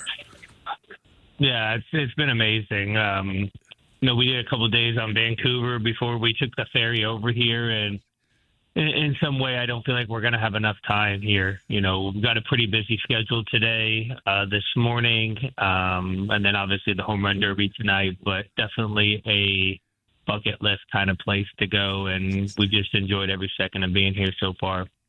Now, you're one of the Blue Jays that got embraced by this country as our center fielder. Did you feel that?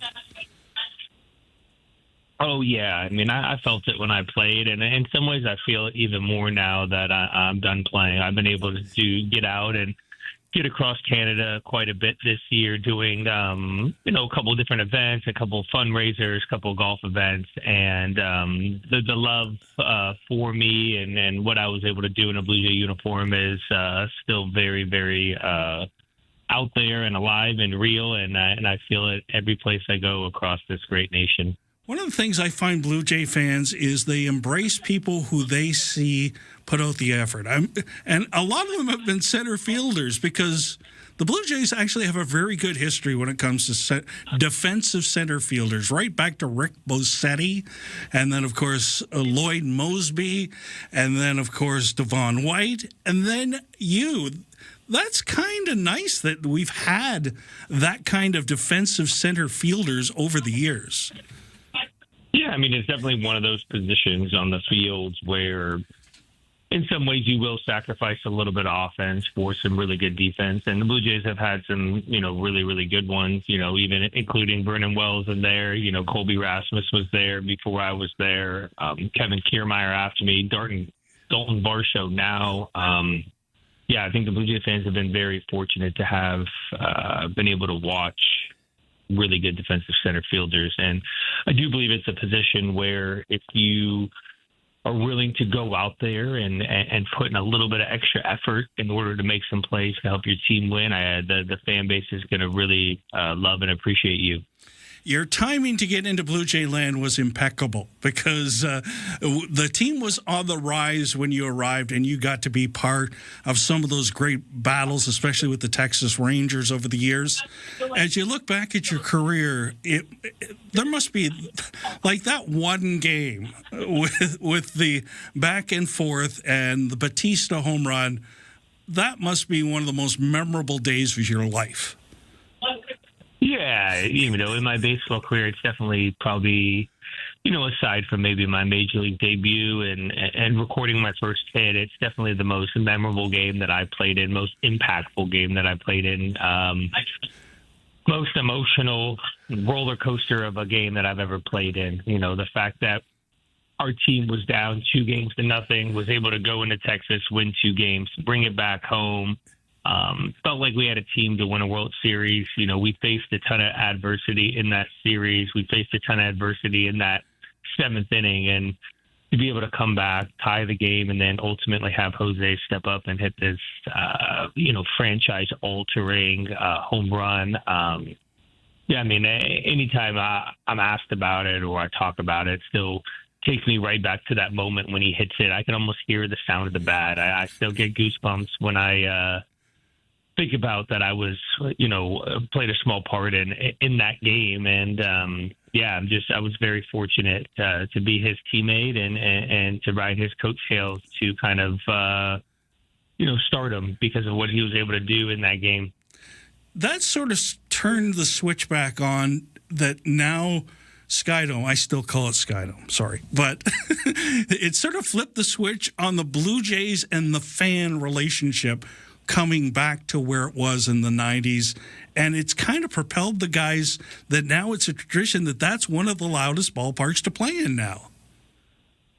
Yeah, I think that's something that we maybe in the moment didn't understand the magnitude of what we were doing. I think shortly after the 15 season, going into the 16 season, we understood that we were able to go from not having a lot of fans in that stadium to kind of selling out every single night, kind of through this magical playoff run. And then you show up, next year back at the Rogers Center in 2016, and it just kind of became the norm that people were going to come out to games, that it was going to be loud, people were going to sell out the seats. And then when you're able to get removed from the situation, when you retire or you move on to other places, you do realize the impact that that team had on Toronto baseball and baseball in Canada, across Canada. Baseball was a little bit of a secondary or third sport, not only for fans, but I think for youth involvement across the country. And I think what that 2015 team,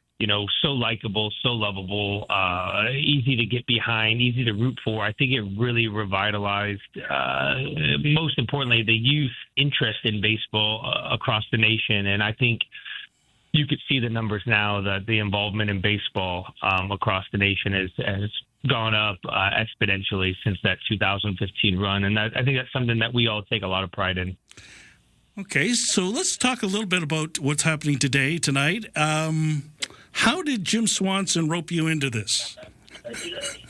Well, so I was able to do an event pretty similar last year, the Home Run Derby X format, which is a really, really cool, unique Home Run Derby format. And there's a gentleman by the name of Mike Griffin. He kind of reached out to me, who I had worked with before during Home Run Derby X, and asked if I would be interested in coming to Victoria. And the simple answer was absolutely. I had to check my calendar, my schedule, because from everyone that I've ever talked to, just told me how wonderful and magical this place is, and it's lived up to the hype.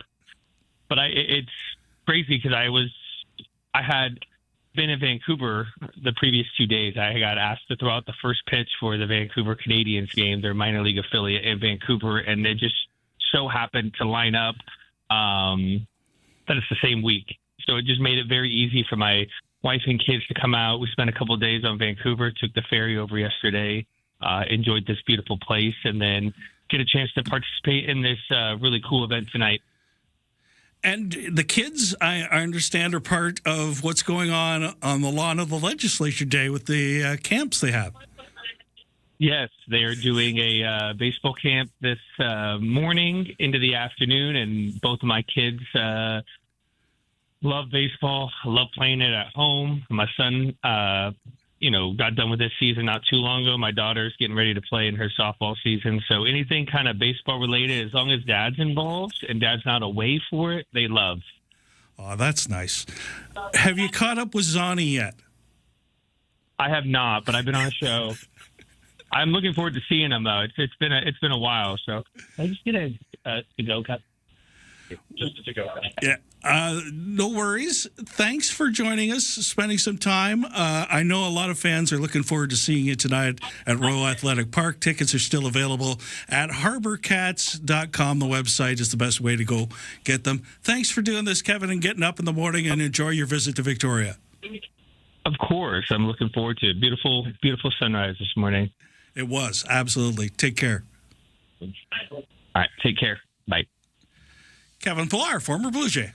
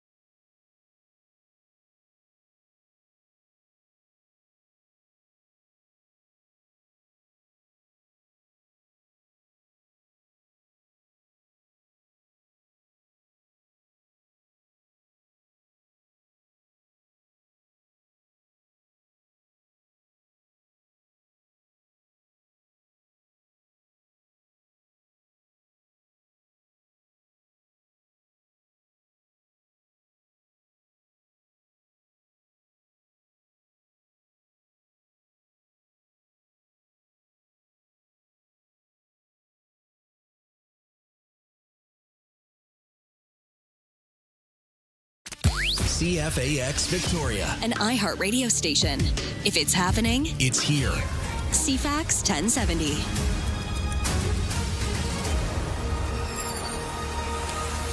Good morning, 8:01 on Tuesday, July 14th. A mix of sun and cloud this morning, high around 24 degrees. Time for CFAX 1070 News.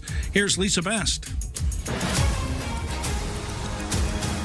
The dangers involved with fighting wildfires has hit very close to home. U.S. investigators looking into the cause of a chopper crash in southwestern Colorado that has killed a pilot from Souk. The body of 56-year-old Nicholas Dale was recovered on Sunday from his submerged helicopter in the Silver Jack Reservoir in a remote area southwest of Aspen. Police say Dale was from the community of Souk and had been helping fight a large wildfire. The FAA says his aircraft crashed under unknown circumstances, becoming inverted. A procession was held on Monday to honor the father of two. Colorado Governor Jared Polis says state flags will fly at half-mast once Dale's memorial service is scheduled. Aaron Sousa, The Canadian Press. To Ottawa, where the National Chief of the Assembly of First Nations says the Prime Minister's office has confirmed a First Minister's meeting will be held with the chiefs in late October.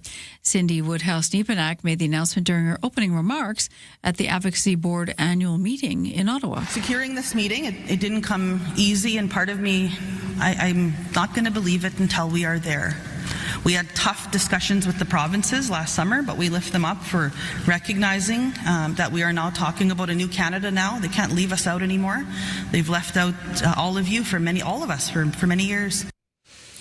Woodhouse-Nepanak has long called for First Nations to be included in the meetings between the Prime Ministers, the provinces, and the territorial leaders. But she says the chiefs are united in saying that this national meeting can't be just one and done. The Prime Minister promised last year to hold this meeting. Canada's National War and History Museum may be in line for receiving an interesting piece of history.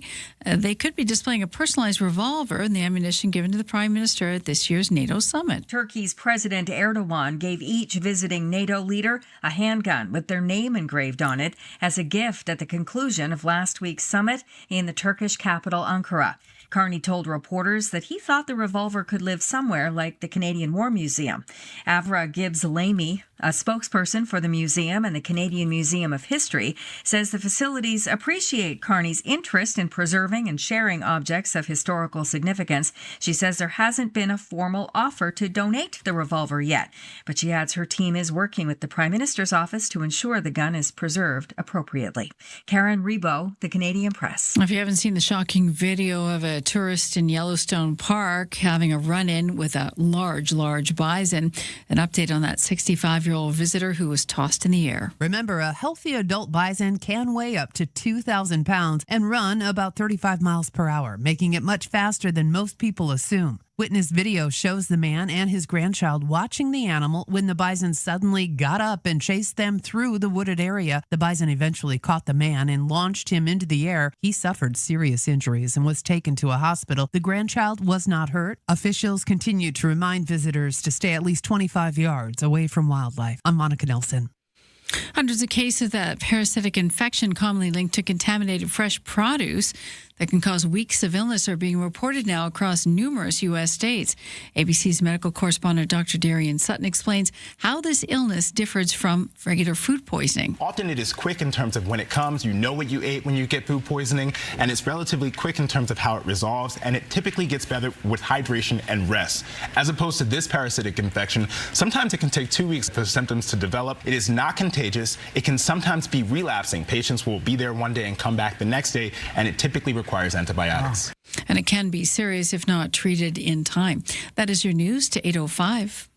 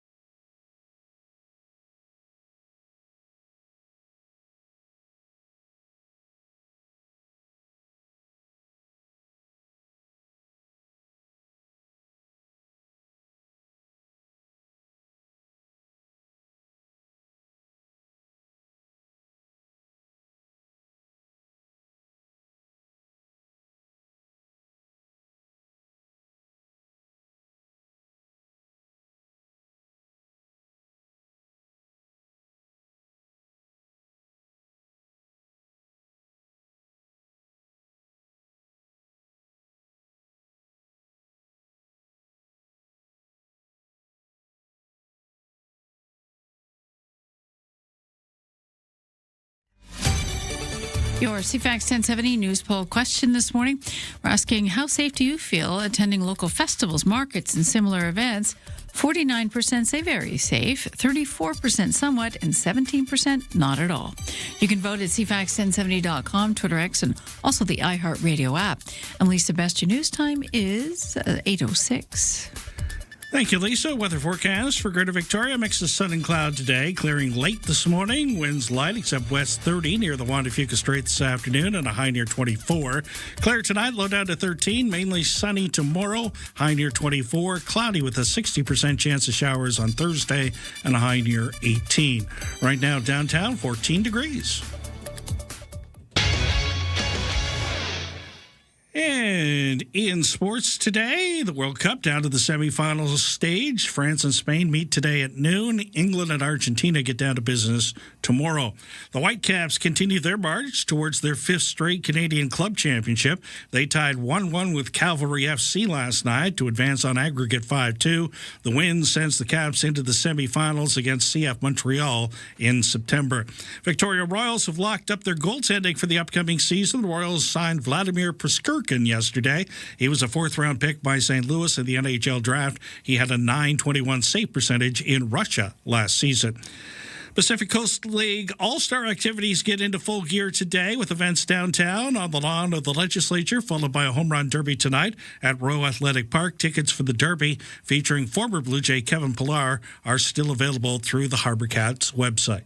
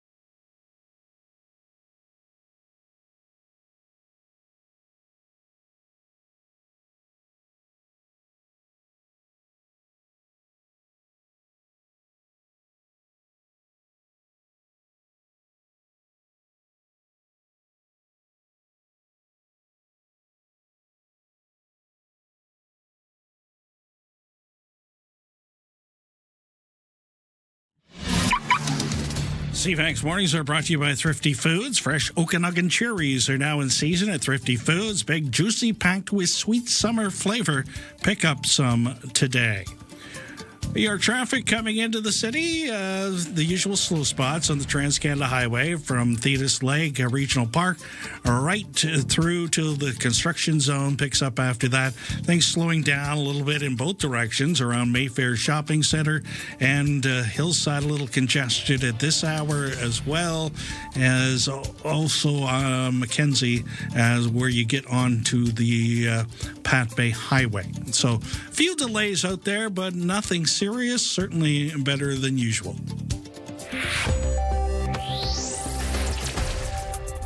On the markets, the TSX is up 140 points at 35,392. The Dow Jones up 4 at 52,503. And the NASDAQ up 182 at 26,055. The Canadian dollar up 51 basis points at 71.2 cents U.S.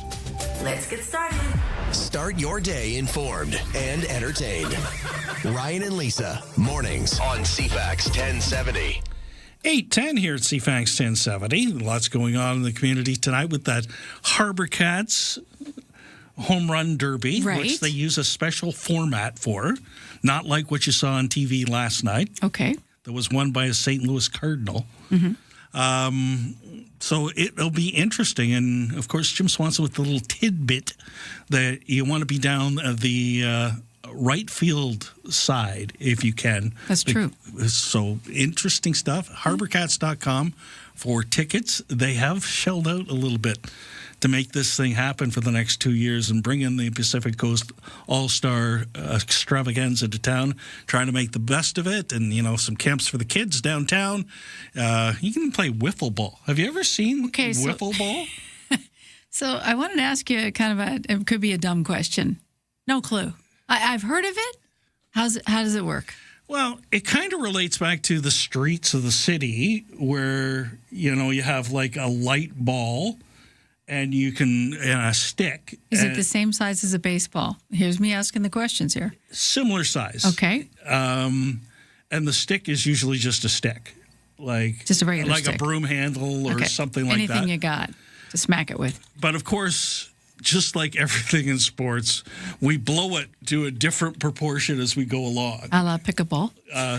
Yeah. So now there are professional wiffle ball leagues. And the wiffle ball has evolved into something, picture a plastic ball like in that, the set they used to have for little kids. Yeah. With the big bat. Learning how to play baseball, yeah. Yeah, that. Okay, the learner kid. Put holes in it, and that is now your wiffle ball. Mm-hmm. And people will throw with this, and they actually have a net behind home plate in these professional wiffle ball things. And you should see what the pitchers can do because you've got all these holes in this ball. Oh, okay. I've seen that, yeah. So if you throw it, it'll go everywhere but straight. And it's very tough to hit. Because of the holes in it. Yeah, exactly. I did not know that. I've seen those balls with holes. I didn't know what they were for. So that's a wiffle ball. Yes. Okay. So there you have it. So you can try that on the legislature. I think they're starting at 10 this morning. Yeah, they are. 10 to 1, I think. Yes. They've got a number of things. They've got quite a few things going on for, sort of the everyman who just wants to throw the ball around. Absolutely. Which is really cool. And the London legislature is sort of ground zero today, or at least over the noon hour. They've got some kids out there. You didn't see like 25 kids out there playing a game? Yep. That's always fun to watch the kids play. Okay. One of my favorite sports events last year was the Canadian Little League World Series here in Victoria. I really enjoyed that. Yeah. Won a couple of times. It was really fun. So watching kids play baseball, I really love watching girls play softball as well because I used to coach that. Oh, okay. So it resonates with me, and I know the Langford girls had a big tournament this weekend. So we still care about baseball in this neck of the woods for sure. 100%. Yes. I love watching baseball. It's just getting to the games and things. So my next Harbor Cats game is going to be one with the fireworks. I cannot miss the fireworks. They do a good job with the fireworks. Must see the fireworks. They do a bang-up job, literally and figuratively. On that note, why don't you give us the news headlines for the day? Well, what's shaking and what's on fire? 2 earthquakes struck this morning. The waters off Vancouver Island early on. The first happened minutes before 4 a.m., 197 kilometers west of Port Hardy off the northern tip of Vancouver Island. According to Earthquakes Canada, that was a magnitude 4.2. The second happened about an hour later, 5:12 a.m., 129 kilometers south of Cold Bay, Alaska. U.S. authorities say it was a 5.2, and a handful of folks in the Alaska Peninsula actually reported feeling some light shaking, but that's all from that camp so far. Over to the fires. 23 fires burning in BC, 6 new starts in the last day. 6 fires now considered out of control. They're all on the mainland. We don't have any new fires on Vancouver Island. That fire mid-island still considered being held at just over 2 hectares in size. But conditions are drying out. The temperature is expected to climb into the weekend, so you kind of knew this was coming. Category 1 ban is going to join the 2 and 3 open fires. So that means your campfires can't happen as of noon Thursday. That's when it takes effect. The exception is for Category 1 in parts of the North Island and Sunshine Coast, Haida Gwaii as well. Category 2 and 3 bans remaining in place through the Coastal Fire Center. The ban will be in place until Halloween, or if we get wetter, cooler conditions, the ban could lift again. To the fire tragedy in Thailand, where officials say the death toll from that huge fire at a Bangkok bar has now increased to 30. Bangkok city officials say more than 70 people were injured, 24 of them in critical condition. The bar blaze, the city's deadliest in 17 years, broke out late Sunday in the northern part of the Thai capital. Many people rushing to the back looking for an exit that didn't exist. Bangkok's governor says the city is now stepping up enforcement to improve safety standards, what is there and what they can add on. Investigation continues into the exact cause of that blaze and whether the bar was following safety regulations at the time. And a link with Tylenol and autism continues. The federal appeals court reviving more than 500 private lawsuits in the states against Tylenol maker Kenvue over alleged links to autism. On Monday, the Second U.S. Circuit Court of Appeals in Manhattan said a district judge improperly rejected evidence connecting Tylenol use during pregnancy to autism and ADHD in children. There is no firm scientific evidence at this point, even though the U.S. president and top U.S. health officials drew attention to the subject in September, where they suggested there was a link. And that is your news to 8:17.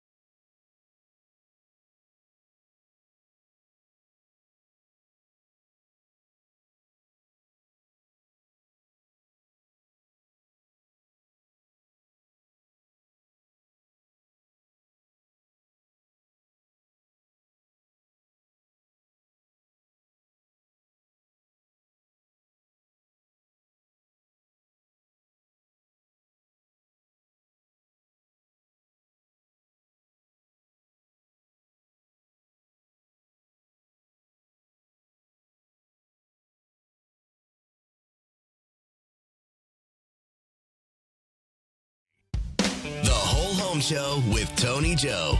Everyone wants to know about real estate. Is the market going up or down? Time to buy or sell? How can government programs and policies affect you?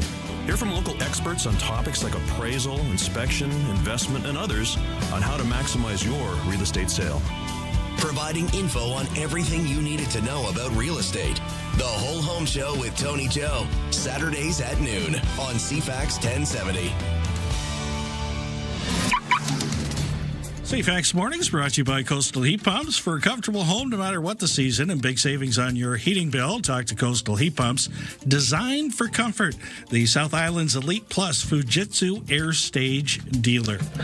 Let's start at the ferry terminal. The next available sailing is at 9 o'clock. There's 30% available vehicle space on that one right now. We do have one delay at the airport. It's about a 15-minute delay. Air Canada 1900 scheduled to take off at 12:05, now delayed till 12:20.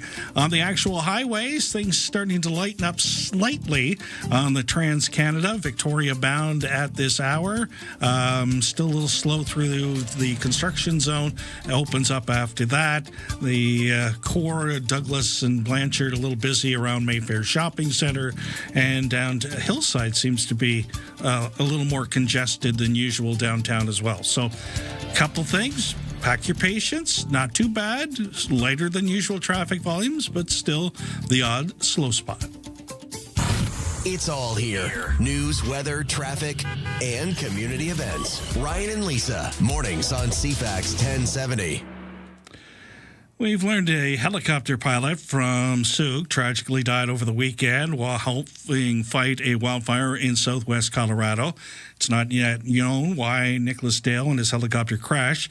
Today, we had already invited the forestry minister to talk about the expansion of BC timber sales value-added program by creating a new dedicated category that will secure fiber for custom cutters and processes. But let's first take a moment to recognize the risk firefighters take on when they battle the wildfires. Joining us right now, the forestry minister, Ravi Parmar. Minister, this must make you sad.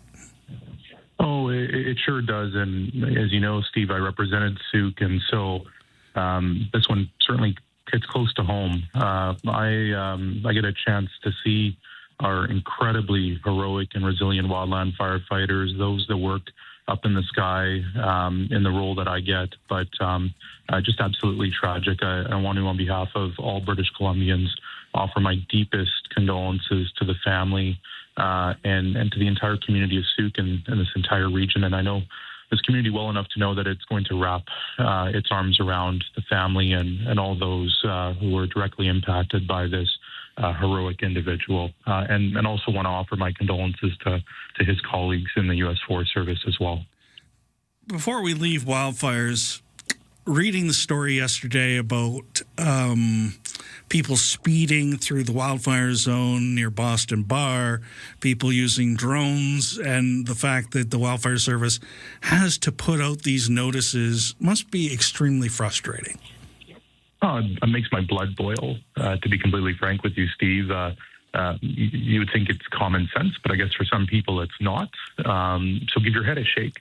In particular, drones is a deeply frustrating issue and has been for quite some time.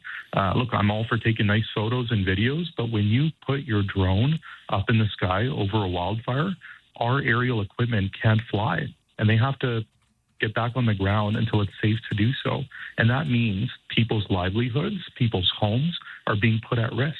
And so if you're thinking about flying a drone, don't. And I would give you two key factors why you shouldn't. One is you will be fined thousands of dollars and you could go to jail. And so don't do it. Just please don't do it. We need every support we can get. Our aerial resources are incredible here in BC, and I'd rather see them up in the sky fighting fires than on the ground. So when we booked you, we wanted to talk timber sales and a new value-added program by adding a new dedicated category that will secure fiber for custom cutters and process. Maybe explain the thinking and how we got to this point. Yeah, you bet. Happy to, Steve. This is a big deal for our coastal forestry sector in recognition of the biggest challenges we face right now, which is market conditions. We can no longer just be a jurisdiction that provides commodity dimensional lumber to Americans because they've taxed us at 45% on that. We need to make more in BC. A couple of weeks ago, I launched the Make More in BC project. This is the next step we're taking in that, where we are providing dedicated fiber coming out of our BC Timber Sales value-added manufacturing program directly to custom cutters and processors. Now, many of your listeners may not know what a custom cutter or processor is, but many of them operate in British Columbia. In fact, I ran across some wrapping from a mill that I was visiting from a operator in Shawnigan Lake as an example. And so custom cutters and processors don't have their entire workforce in forestry working in a mill. They don't own assets in the form of mills and reman facilities. They lease the ones that exist in the Lower Mainland and some on Vancouver Island as well. And so we are providing dedicated fiber to them because they make custom projects. So they work with their customers to make a unique project, make more value out of that project, extract as much value as we can, and create more jobs. And so they have not been able to access BC Timber Sales before. We've been working with them over the course of the last year to expand the program, and I was really pleased to be able to join a couple of the 40 that exist here in British Columbia to announce that we're expanding and getting more fiber into their hands so they can, in return, make more in BC. I think this is interesting because Canada has been notorious as a country for shipping the wood out, but not as much for, making some of the product. We sometimes even, and you look at oil as an example, we ship it down there and then we bring it back.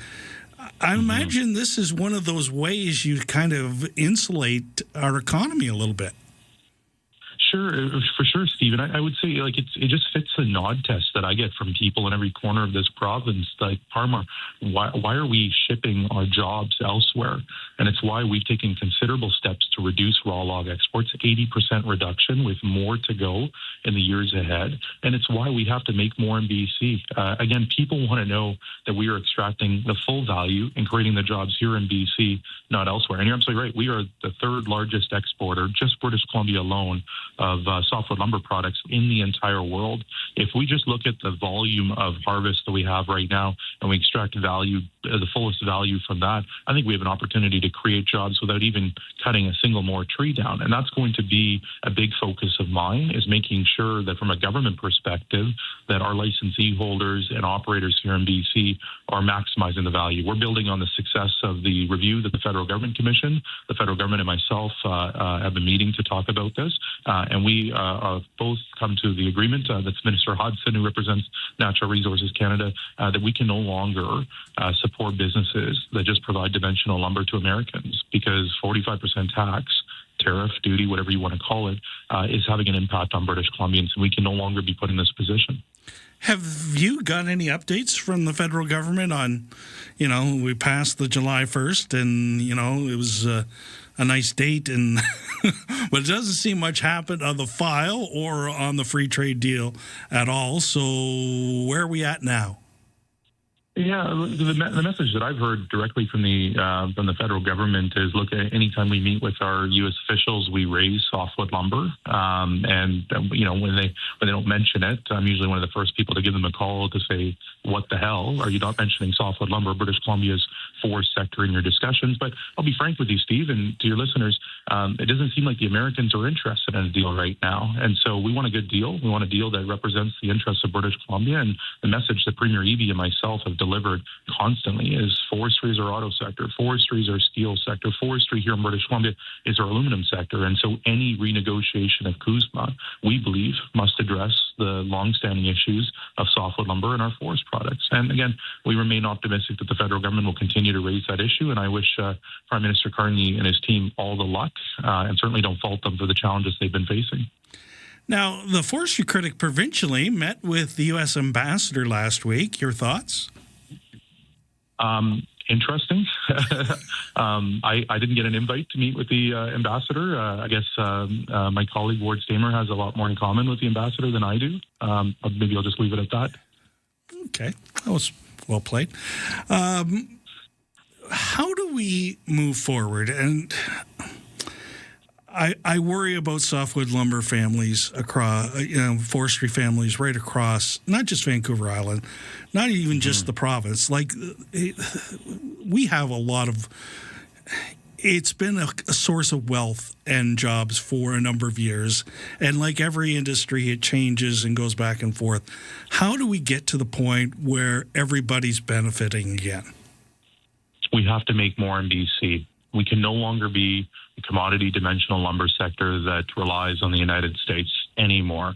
I don't think I have to convince you, Steve, or any of your listeners of that. And so by doing so, we have to take the steps that we took yesterday, and that is dedicating more fiber to those businesses that are going to maximize the value here. And then I have to step up and ensure that we are doing the leadership work of finding those other jurisdictions. And so that's why I led the largest forest sector mission to Asia last year. I hope to be able to beat that record this year and hit more jurisdictions so we can compete globally and win. That is going to be how we not only restore confidence in this sector, but also pivot away from boom and bust to stability and certainty. We are in arguably the most challenging period in forestry's history. And I'll be honest, it is going to be even more challenging in the days ahead because of the steep decline of our pulp sector, because of low lumber prices, and of course the duty tariff environment and all the other things that are being thrown at us. But we have an opportunity to truly transform this sector, and that's what I'm excited to be able to lead in this province. Thanks for joining us again today, and I'm sure we'll be in touch on other forestry-related issues in the days and weeks ahead. Take care. You bet. Thanks so much, Steve. Take care. Ravi Parmar, Minister of Forests. This summer, 3 of Vancouver Island's biggest voices are coming together to make a real difference.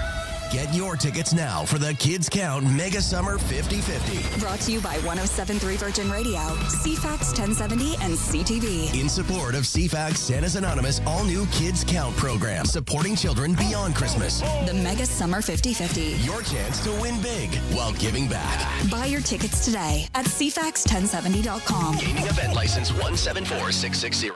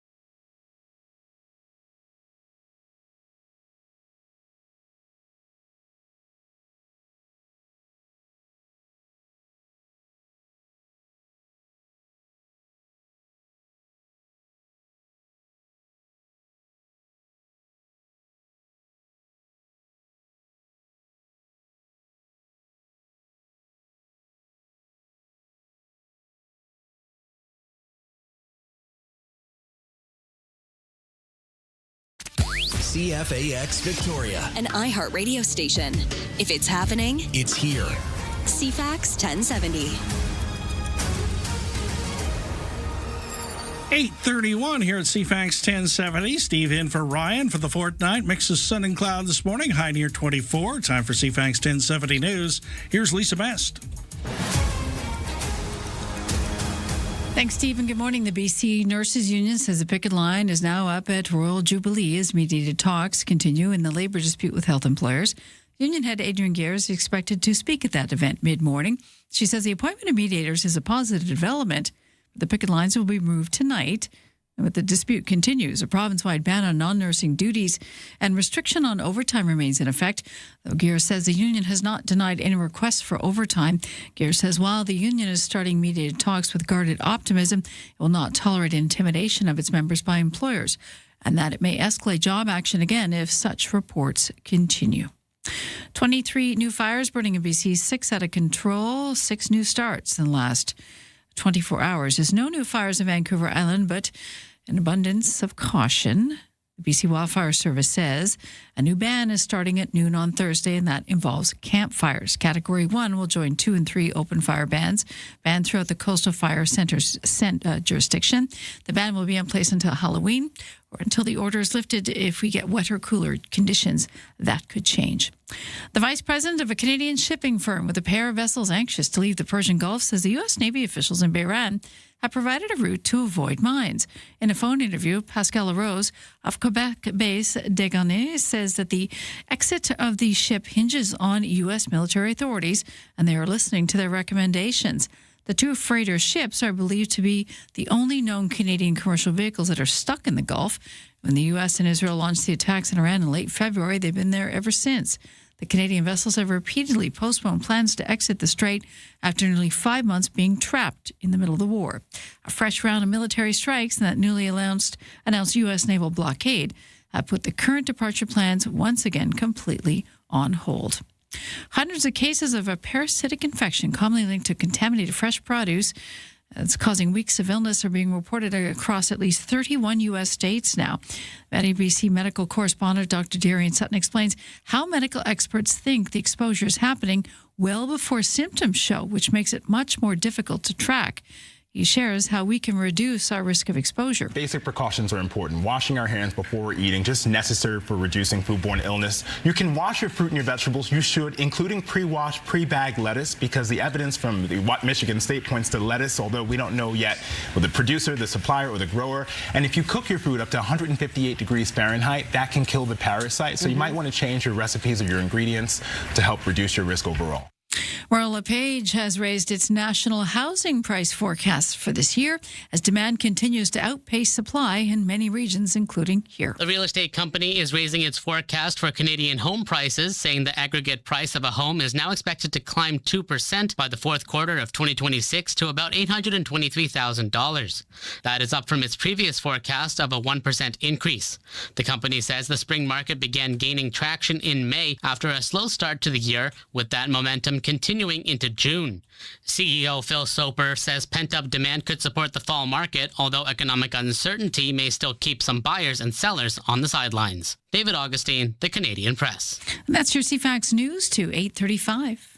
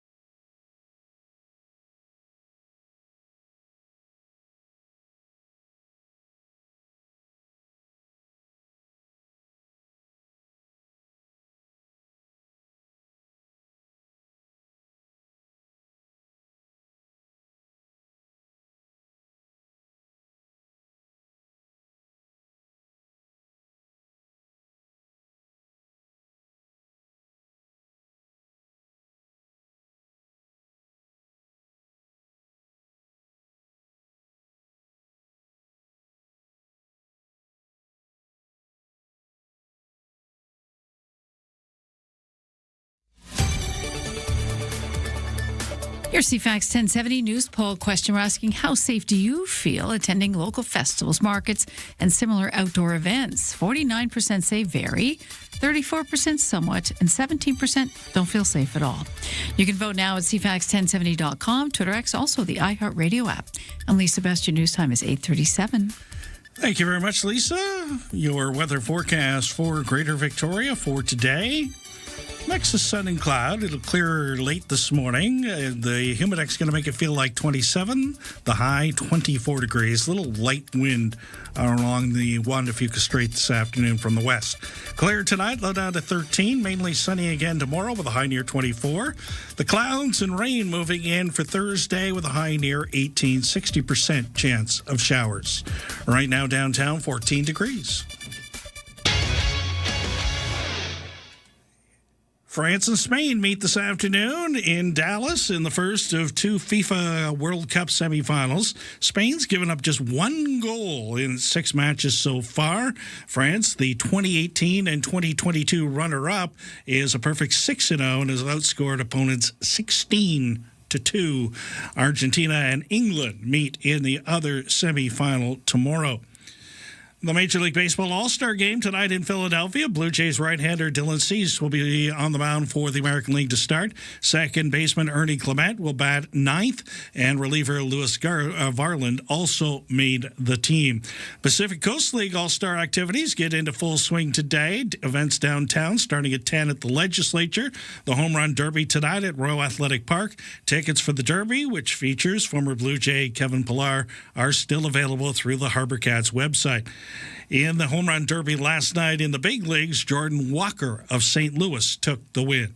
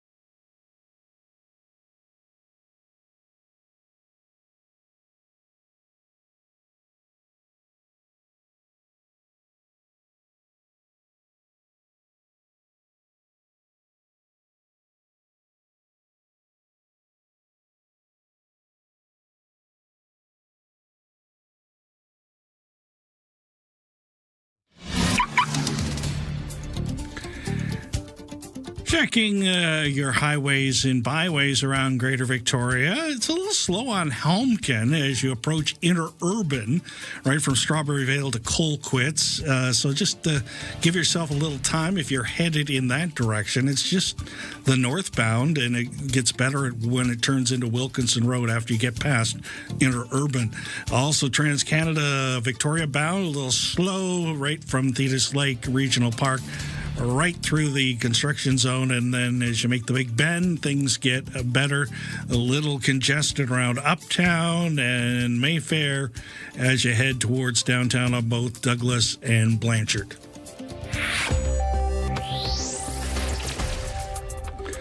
On the markets, the TSX up 84 points at 35,336. The Dow Jones up 18 at 52,479.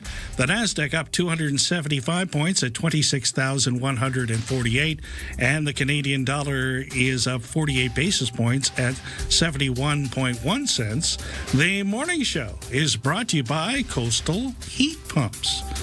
Now, let me find the little script that I'm supposed to say. They're nice people. They're very cool people. Keep you cool. Coastal Heat There Pumps. it goes. For a comfortable home, no matter what the season, and big savings on your heating bill, talk to Coastal Heat Pumps. Designed for comfort, the South Island's Elite Plus Fujitsu Air Stage dealer. There we go. Don't attempt your morning commute without us. Ryan and Lisa, mornings on CFAX 1070.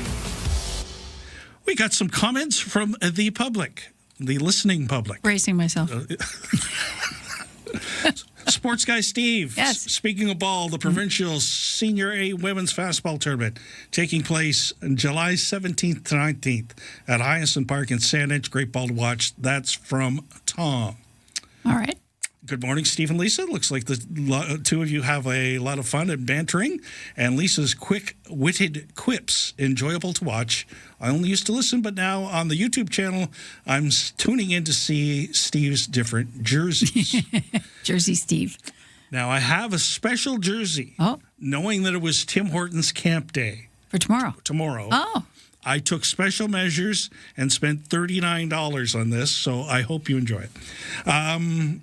Side note, on the same email, there were Swiss chalets here. The last one was on Douglas Street. It closed. We also used to have 50-style drive-ins, food places, like 2 drive-ins at A&W where the servers brought your food to your car. Still one of those in Port Alberni. It's not an A&W anymore, but it's got the setup. Okay. So there you go. Yeah. The changing face of restaurants, right? Yeah, Lisa and Steve, there's a Swiss Chalet close to the Ukrainian Cultural Center on Douglas Street for a number of years. Not sure why it's closed. Now it's at Timmy's. That's for Mary. Thank you, Mary. Yeah. Thank you, listeners, for being part of the program. We always like your input and output, and just the fact that you can sit home and enjoy us here in the summer on Vancouver Island. It's so nice. It was nice yesterday. Even Kevin Pillar remarked about the sunrise we had. Yes. It's a stunning day. There's some pleasantness about this. Here?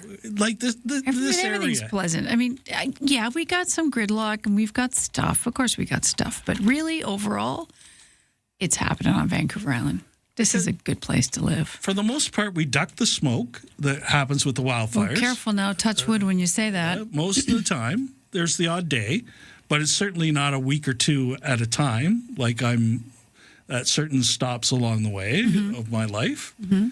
So that's great. It usually doesn't get stupid hot here like it did in... Well, the heat does hit different. It does. Than it does out east. It does. Because I know, like, what's it going to today? It's going to feel hot today. 27 with humidity? Yeah, it's going to feel like 40 in Southern Ontario We have today. more humidity here, so we feel the heat keenly here. Yeah. And we feel the cold more, too.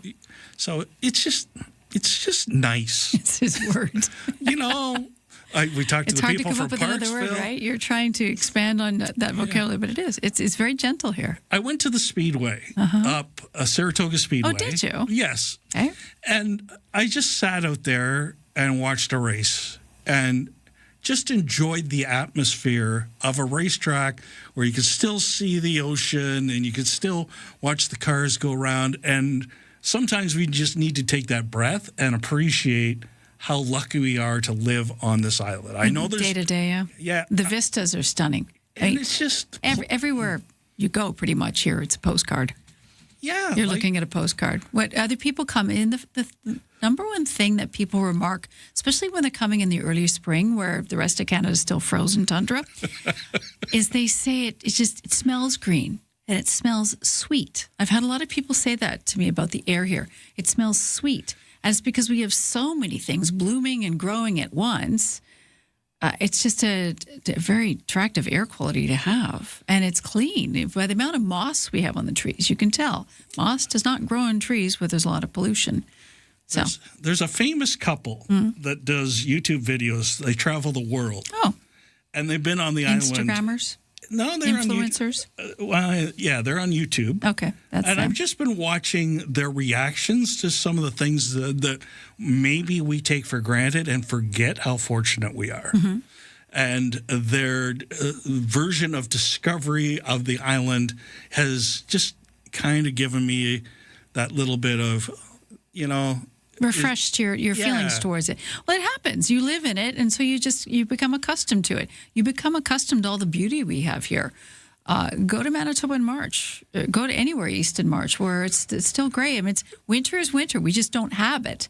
We haven't had snow really for sure last year, but everything stays green and very verdant here year round. So you do have to catch yourself, and you do have to say, wow, I'm living in one of the best places in Canada. Yeah, things are expensive, and yeah, we pay a lot for gas, but kind of everybody does. You know, it's all relative speaking. So I know I'm kind of sugarcoating it. You are too, but we know we have our daily battles. Yes. And those are going to come regardless. But sure, nice vista to look at. That's right. And so when you're angry, just go look at the water. It just helps. You can also scream at the ocean. I find that very cathartic. Get out there and just give a holler. Especially with the other side, you know, maybe they'll hear you. Anyway. Sometimes they do. They send notes over. Are you okay over there? Here's Lisa with your news headlines. Smoke is controlled, but the fires aren't. 23 now in BC. 6 new starts in the past days. 6 out of control. No new fires in Vancouver Island. Remember, if you see anything kind of sketchy coming for the trees that looks like smoke, you can always dial star 5555 is what they're looking for. That's BC Wildfire Service. They'd love to hear from you just in case they have to put something out. With the conditions drying out, temperatures start to climb this weekend. Category 1 fires are going to join the ban. That starts noon Thursday. So this is campfires. The exception for that would be parts of the North Island, Sunshine Coast, Haida Gwaii. The ban will be in place until the end of October. Could be lifted earlier if we get wetter, cooler conditions. We'll see what happens next. Hundreds of Indigenous chiefs gathering in Ottawa today for the Assembly of First Nations annual gathering. Over 3 days, they will debate 53 separate resolutions, including ones of the federal government's major projects agenda, the state of First Nations child welfare, the Indian Act status, and the calls for the Vatican to rescind a series of papal decrees. Chiefs will also hear presentations on the government's recently tabled First Nations Clean Water Act. Speaking of clean water, cleanup continues in southwest Calgary, where 13 rail cars carrying a mix of lumber, propane, and non-toxic gas derailed and tumbled into a body of water. A spokesperson for Canadian Pacific Kansas City Railway says the train went off the tracks yesterday morning. Some cars contain argon. It's an inert gas. There's no indication of any leaks, thankfully. No one was injured, and Calgary's fire department says there's no risk to public safety as well. And in health news, a medical oncologist says a new pill for pancreatic cancer is the biggest breakthrough in treating the disease they've had. But there's reasons why it isn't available in Canada yet. We have to do testing first through Health Canada. The U.S.-led study, it published in May, found that the experimental medication had double the survival time for patients in a clinical trial, that is. Dr. Jennifer Knox at Princess Margaret Cancer Centre in Toronto says this is the first drug in a whole class of drugs that's being developed now that targets a mutation in pancreatic cancer, and it's extending lifespan. That's your news to 8:49. This summer, 3 of Vancouver Island's biggest voices are coming together to make a real difference. Get your tickets now for the Kids Count Mega Summer 50/50. Brought to you by 107.3 Virgin Radio, CFAX 1070, and CTV. In support of CFAX Santa's Anonymous all-new Kids Count program, supporting children beyond Christmas. The Mega Summer 50/50. Your chance to win big while giving back. Buy your tickets today at CFAX1070.com. Gaming event license 174660.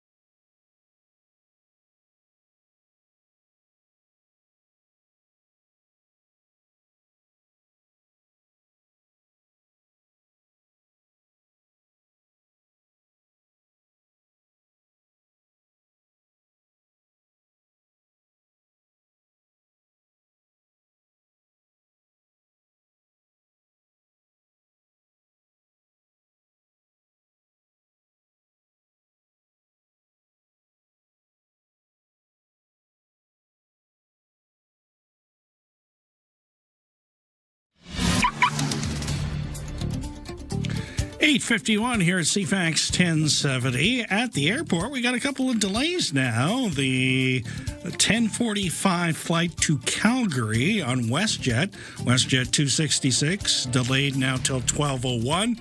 And we still have that previous delay we let you know about. That's the Air Canada flight 1900 to Toronto at 12:05, delayed just 15 minutes, now going at 12:20. Want to check with the airline on those flights.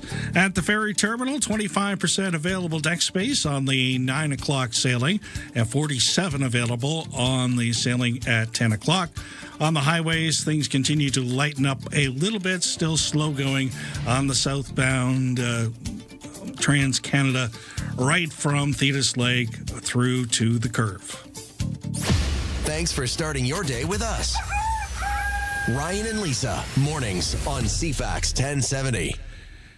You might have heard of a new kind of consumer debt service called Buy Now, Pay Later.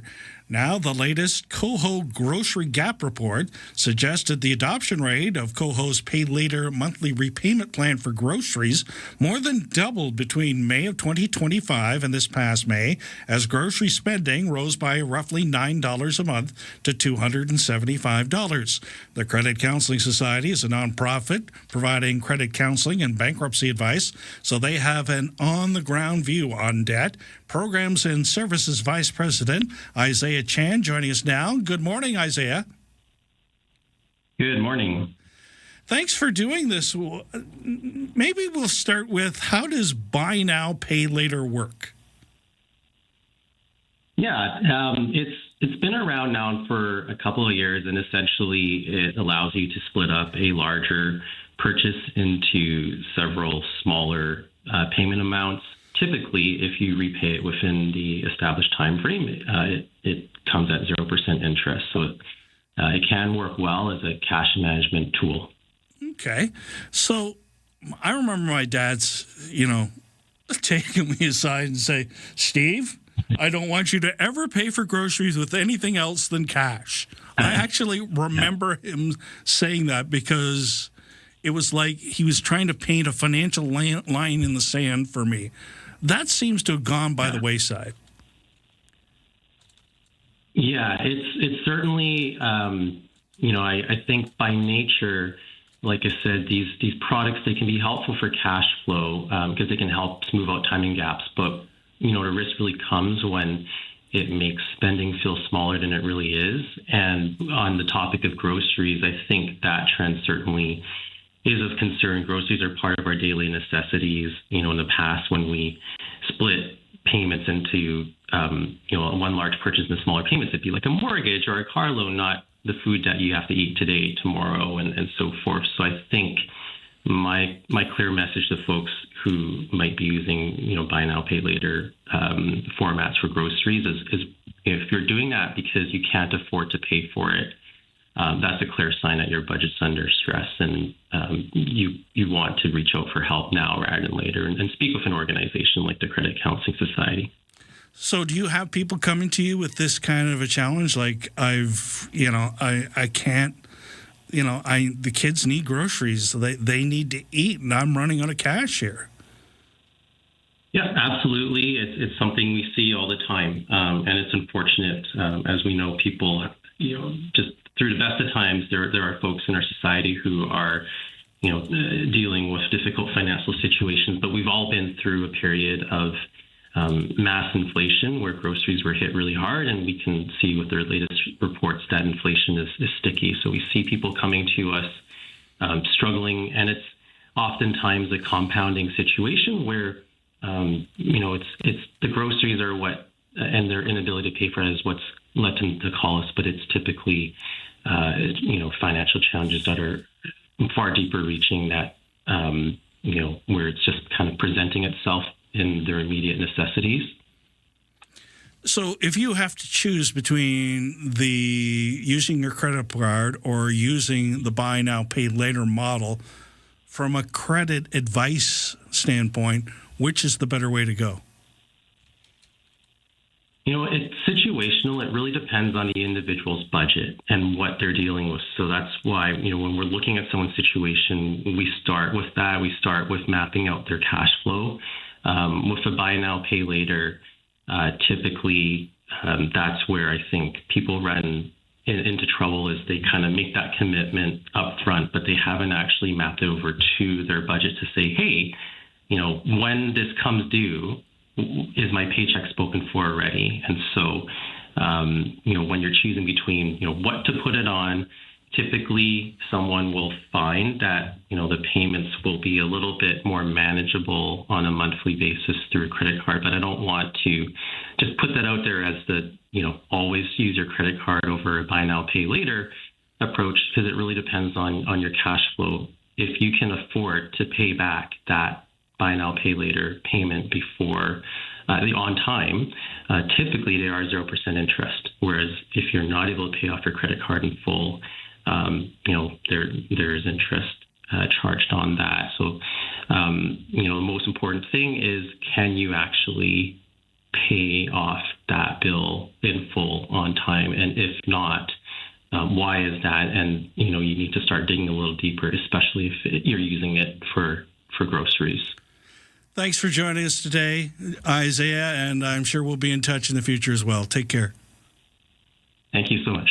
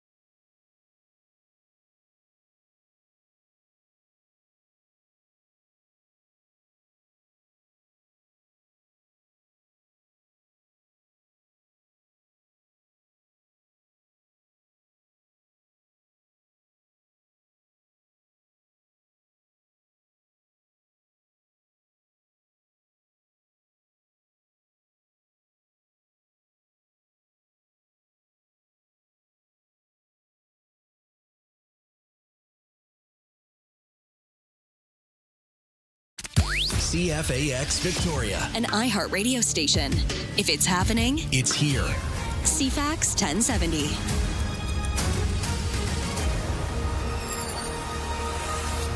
Good morning. I'm Lisa Best with your CFAX 1070 news to 9 o'clock. The dangers of fighting wildfires across North America has hit very close to home. U.S. investigators looking into the cause of a chopper crash in southwestern Colorado on the weekend that killed a pilot who hails from Souk. The body of 56-year-old Nicholas Dale was recovered on Sunday from his submerged helicopter in the Silver Jack Reservoir in a remote area southwest of Aspen. Police say Dale was from the community of Souk and had been helping fight a large wildfire. The FAA says his aircraft crashed under unknown circumstances, becoming inverted. A procession was held on Monday to honor the father of two. Colorado Governor Jared Polis says state flags will fly at half-mast once Dale's memorial service is scheduled. Erin Sousa, The Canadian Press. On the local fire front, 23 fires active burning in BC this hour. 6 new starts in the past 24 hours, 6 out of control. No new fires in Vancouver Island. That fire mid-island discovered in the weekend is still being held at about 2 hectares in size, but conditions are drying out. The temperature expected to rise into the weekend. So Category 1 fire ban is going to be included as of noon Thursday. The BC Wildfire Service says the exception for campfire bans will be part of the North Island and Sunshine Coast. The Category 2 and 3 fire bans will remain in place throughout the Coastal Fire Centre. The ban will be in place until October 31st, or until we get wetter, cooler conditions, which will also dampen the threat of fire. The BC Nurses Union, the picket lines are up at the Royal Jubilee Hospital. Mediated talks are underway in its labour dispute. Union head Adrian Gear is expected to speak at those picket lines today, mid-morning. We'll have details for you as they become available to CFAX. There's appointment of mediator, she says, is a positive development in the dispute. The pickets are only up for the day at Royal Jubilee, but they've been moving from hospital to hospital as the dispute continues. The province-wide ban on non-nursing duties and a restriction on overtime remains in effect, though Gear says the union has not denied any request of overtime at this point. Gear says while the union is starting mediated talks with guarded optimism, it will not tolerate intimidation of its members by employers, and it may escalate job action if such reports continue. In Ottawa, the National Chief of the Assembly of First Nations has a planned meeting this October by First Ministers and chiefs from across the country. Was hard to secure. It must not be the only one of its kind. In her opening remarks at the 3-day General Assembly in Ottawa, Cindy Woodhouse-Nepenak says the Prime Minister has promised such a meeting. During his appearance at our December Special Assembly in December, Prime Minister Carney confirmed his support for a First Ministers meeting on First Nations issues in 2026. The Chiefs will be busy. This week's summit meeting will include a debate on 53 resolutions. That includes some on the federal government's major project agenda, such as the state of First Nations welfare, the state of water on First Nations, the Indian Act status as well. Ottawa is replacing a former broadcast journalist, Tom Clark, as Consul General to New York City. The Trudeau government appointed the former CTV and Global journalist to the post in 2023. The Tories criticized that appointment, and Clark was called into a House of Commons committee to answer questions about Ottawa's decision to buy a $9 million luxury condo in Manhattan. Global Affairs Canada said at the time it needed to replace an aging residence with something appropriate for hosting guests. Clark is being replaced by former oil and gas executive Susanna Pierce in the role, which involves promoting economic and cultural interests in New York State. Kelly Malone, The Canadian Press, Washington. Checking your markets on Tuesday trading. The TSX is currently in the green, 32 points at 35,284. The Dow Jones is off 67 at 52,430.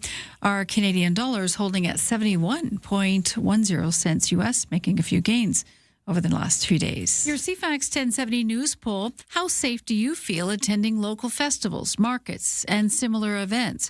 You can vote now at cfax1070.com or the iHeartRadio app.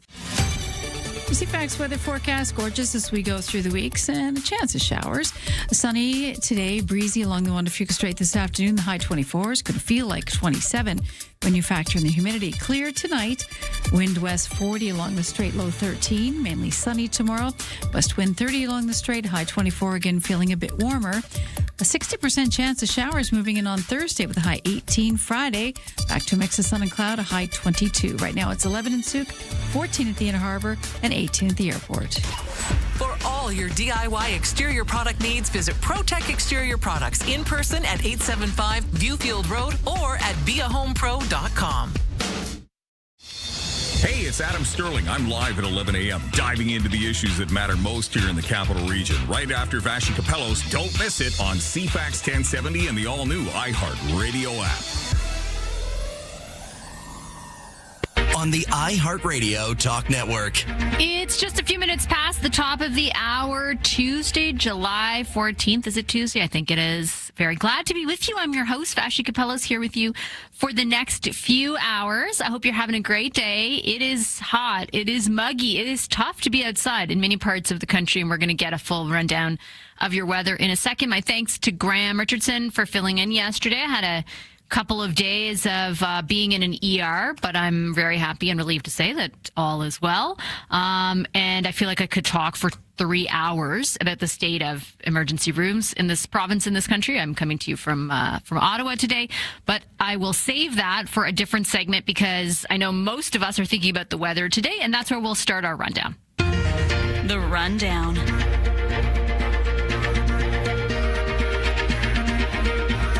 Good friend of our program, Doug Gillum, senior meteorologist with the Weather Network, is live on the line, so we can cut to the chase right away. Hey, Doug, good to have you here. Thank you. Good afternoon. I appreciate it. I hope you're cool. You're staying cool wherever you are. Let's go through kind of, if we could, starting with where the heat will be most punctuated, what we should expect today.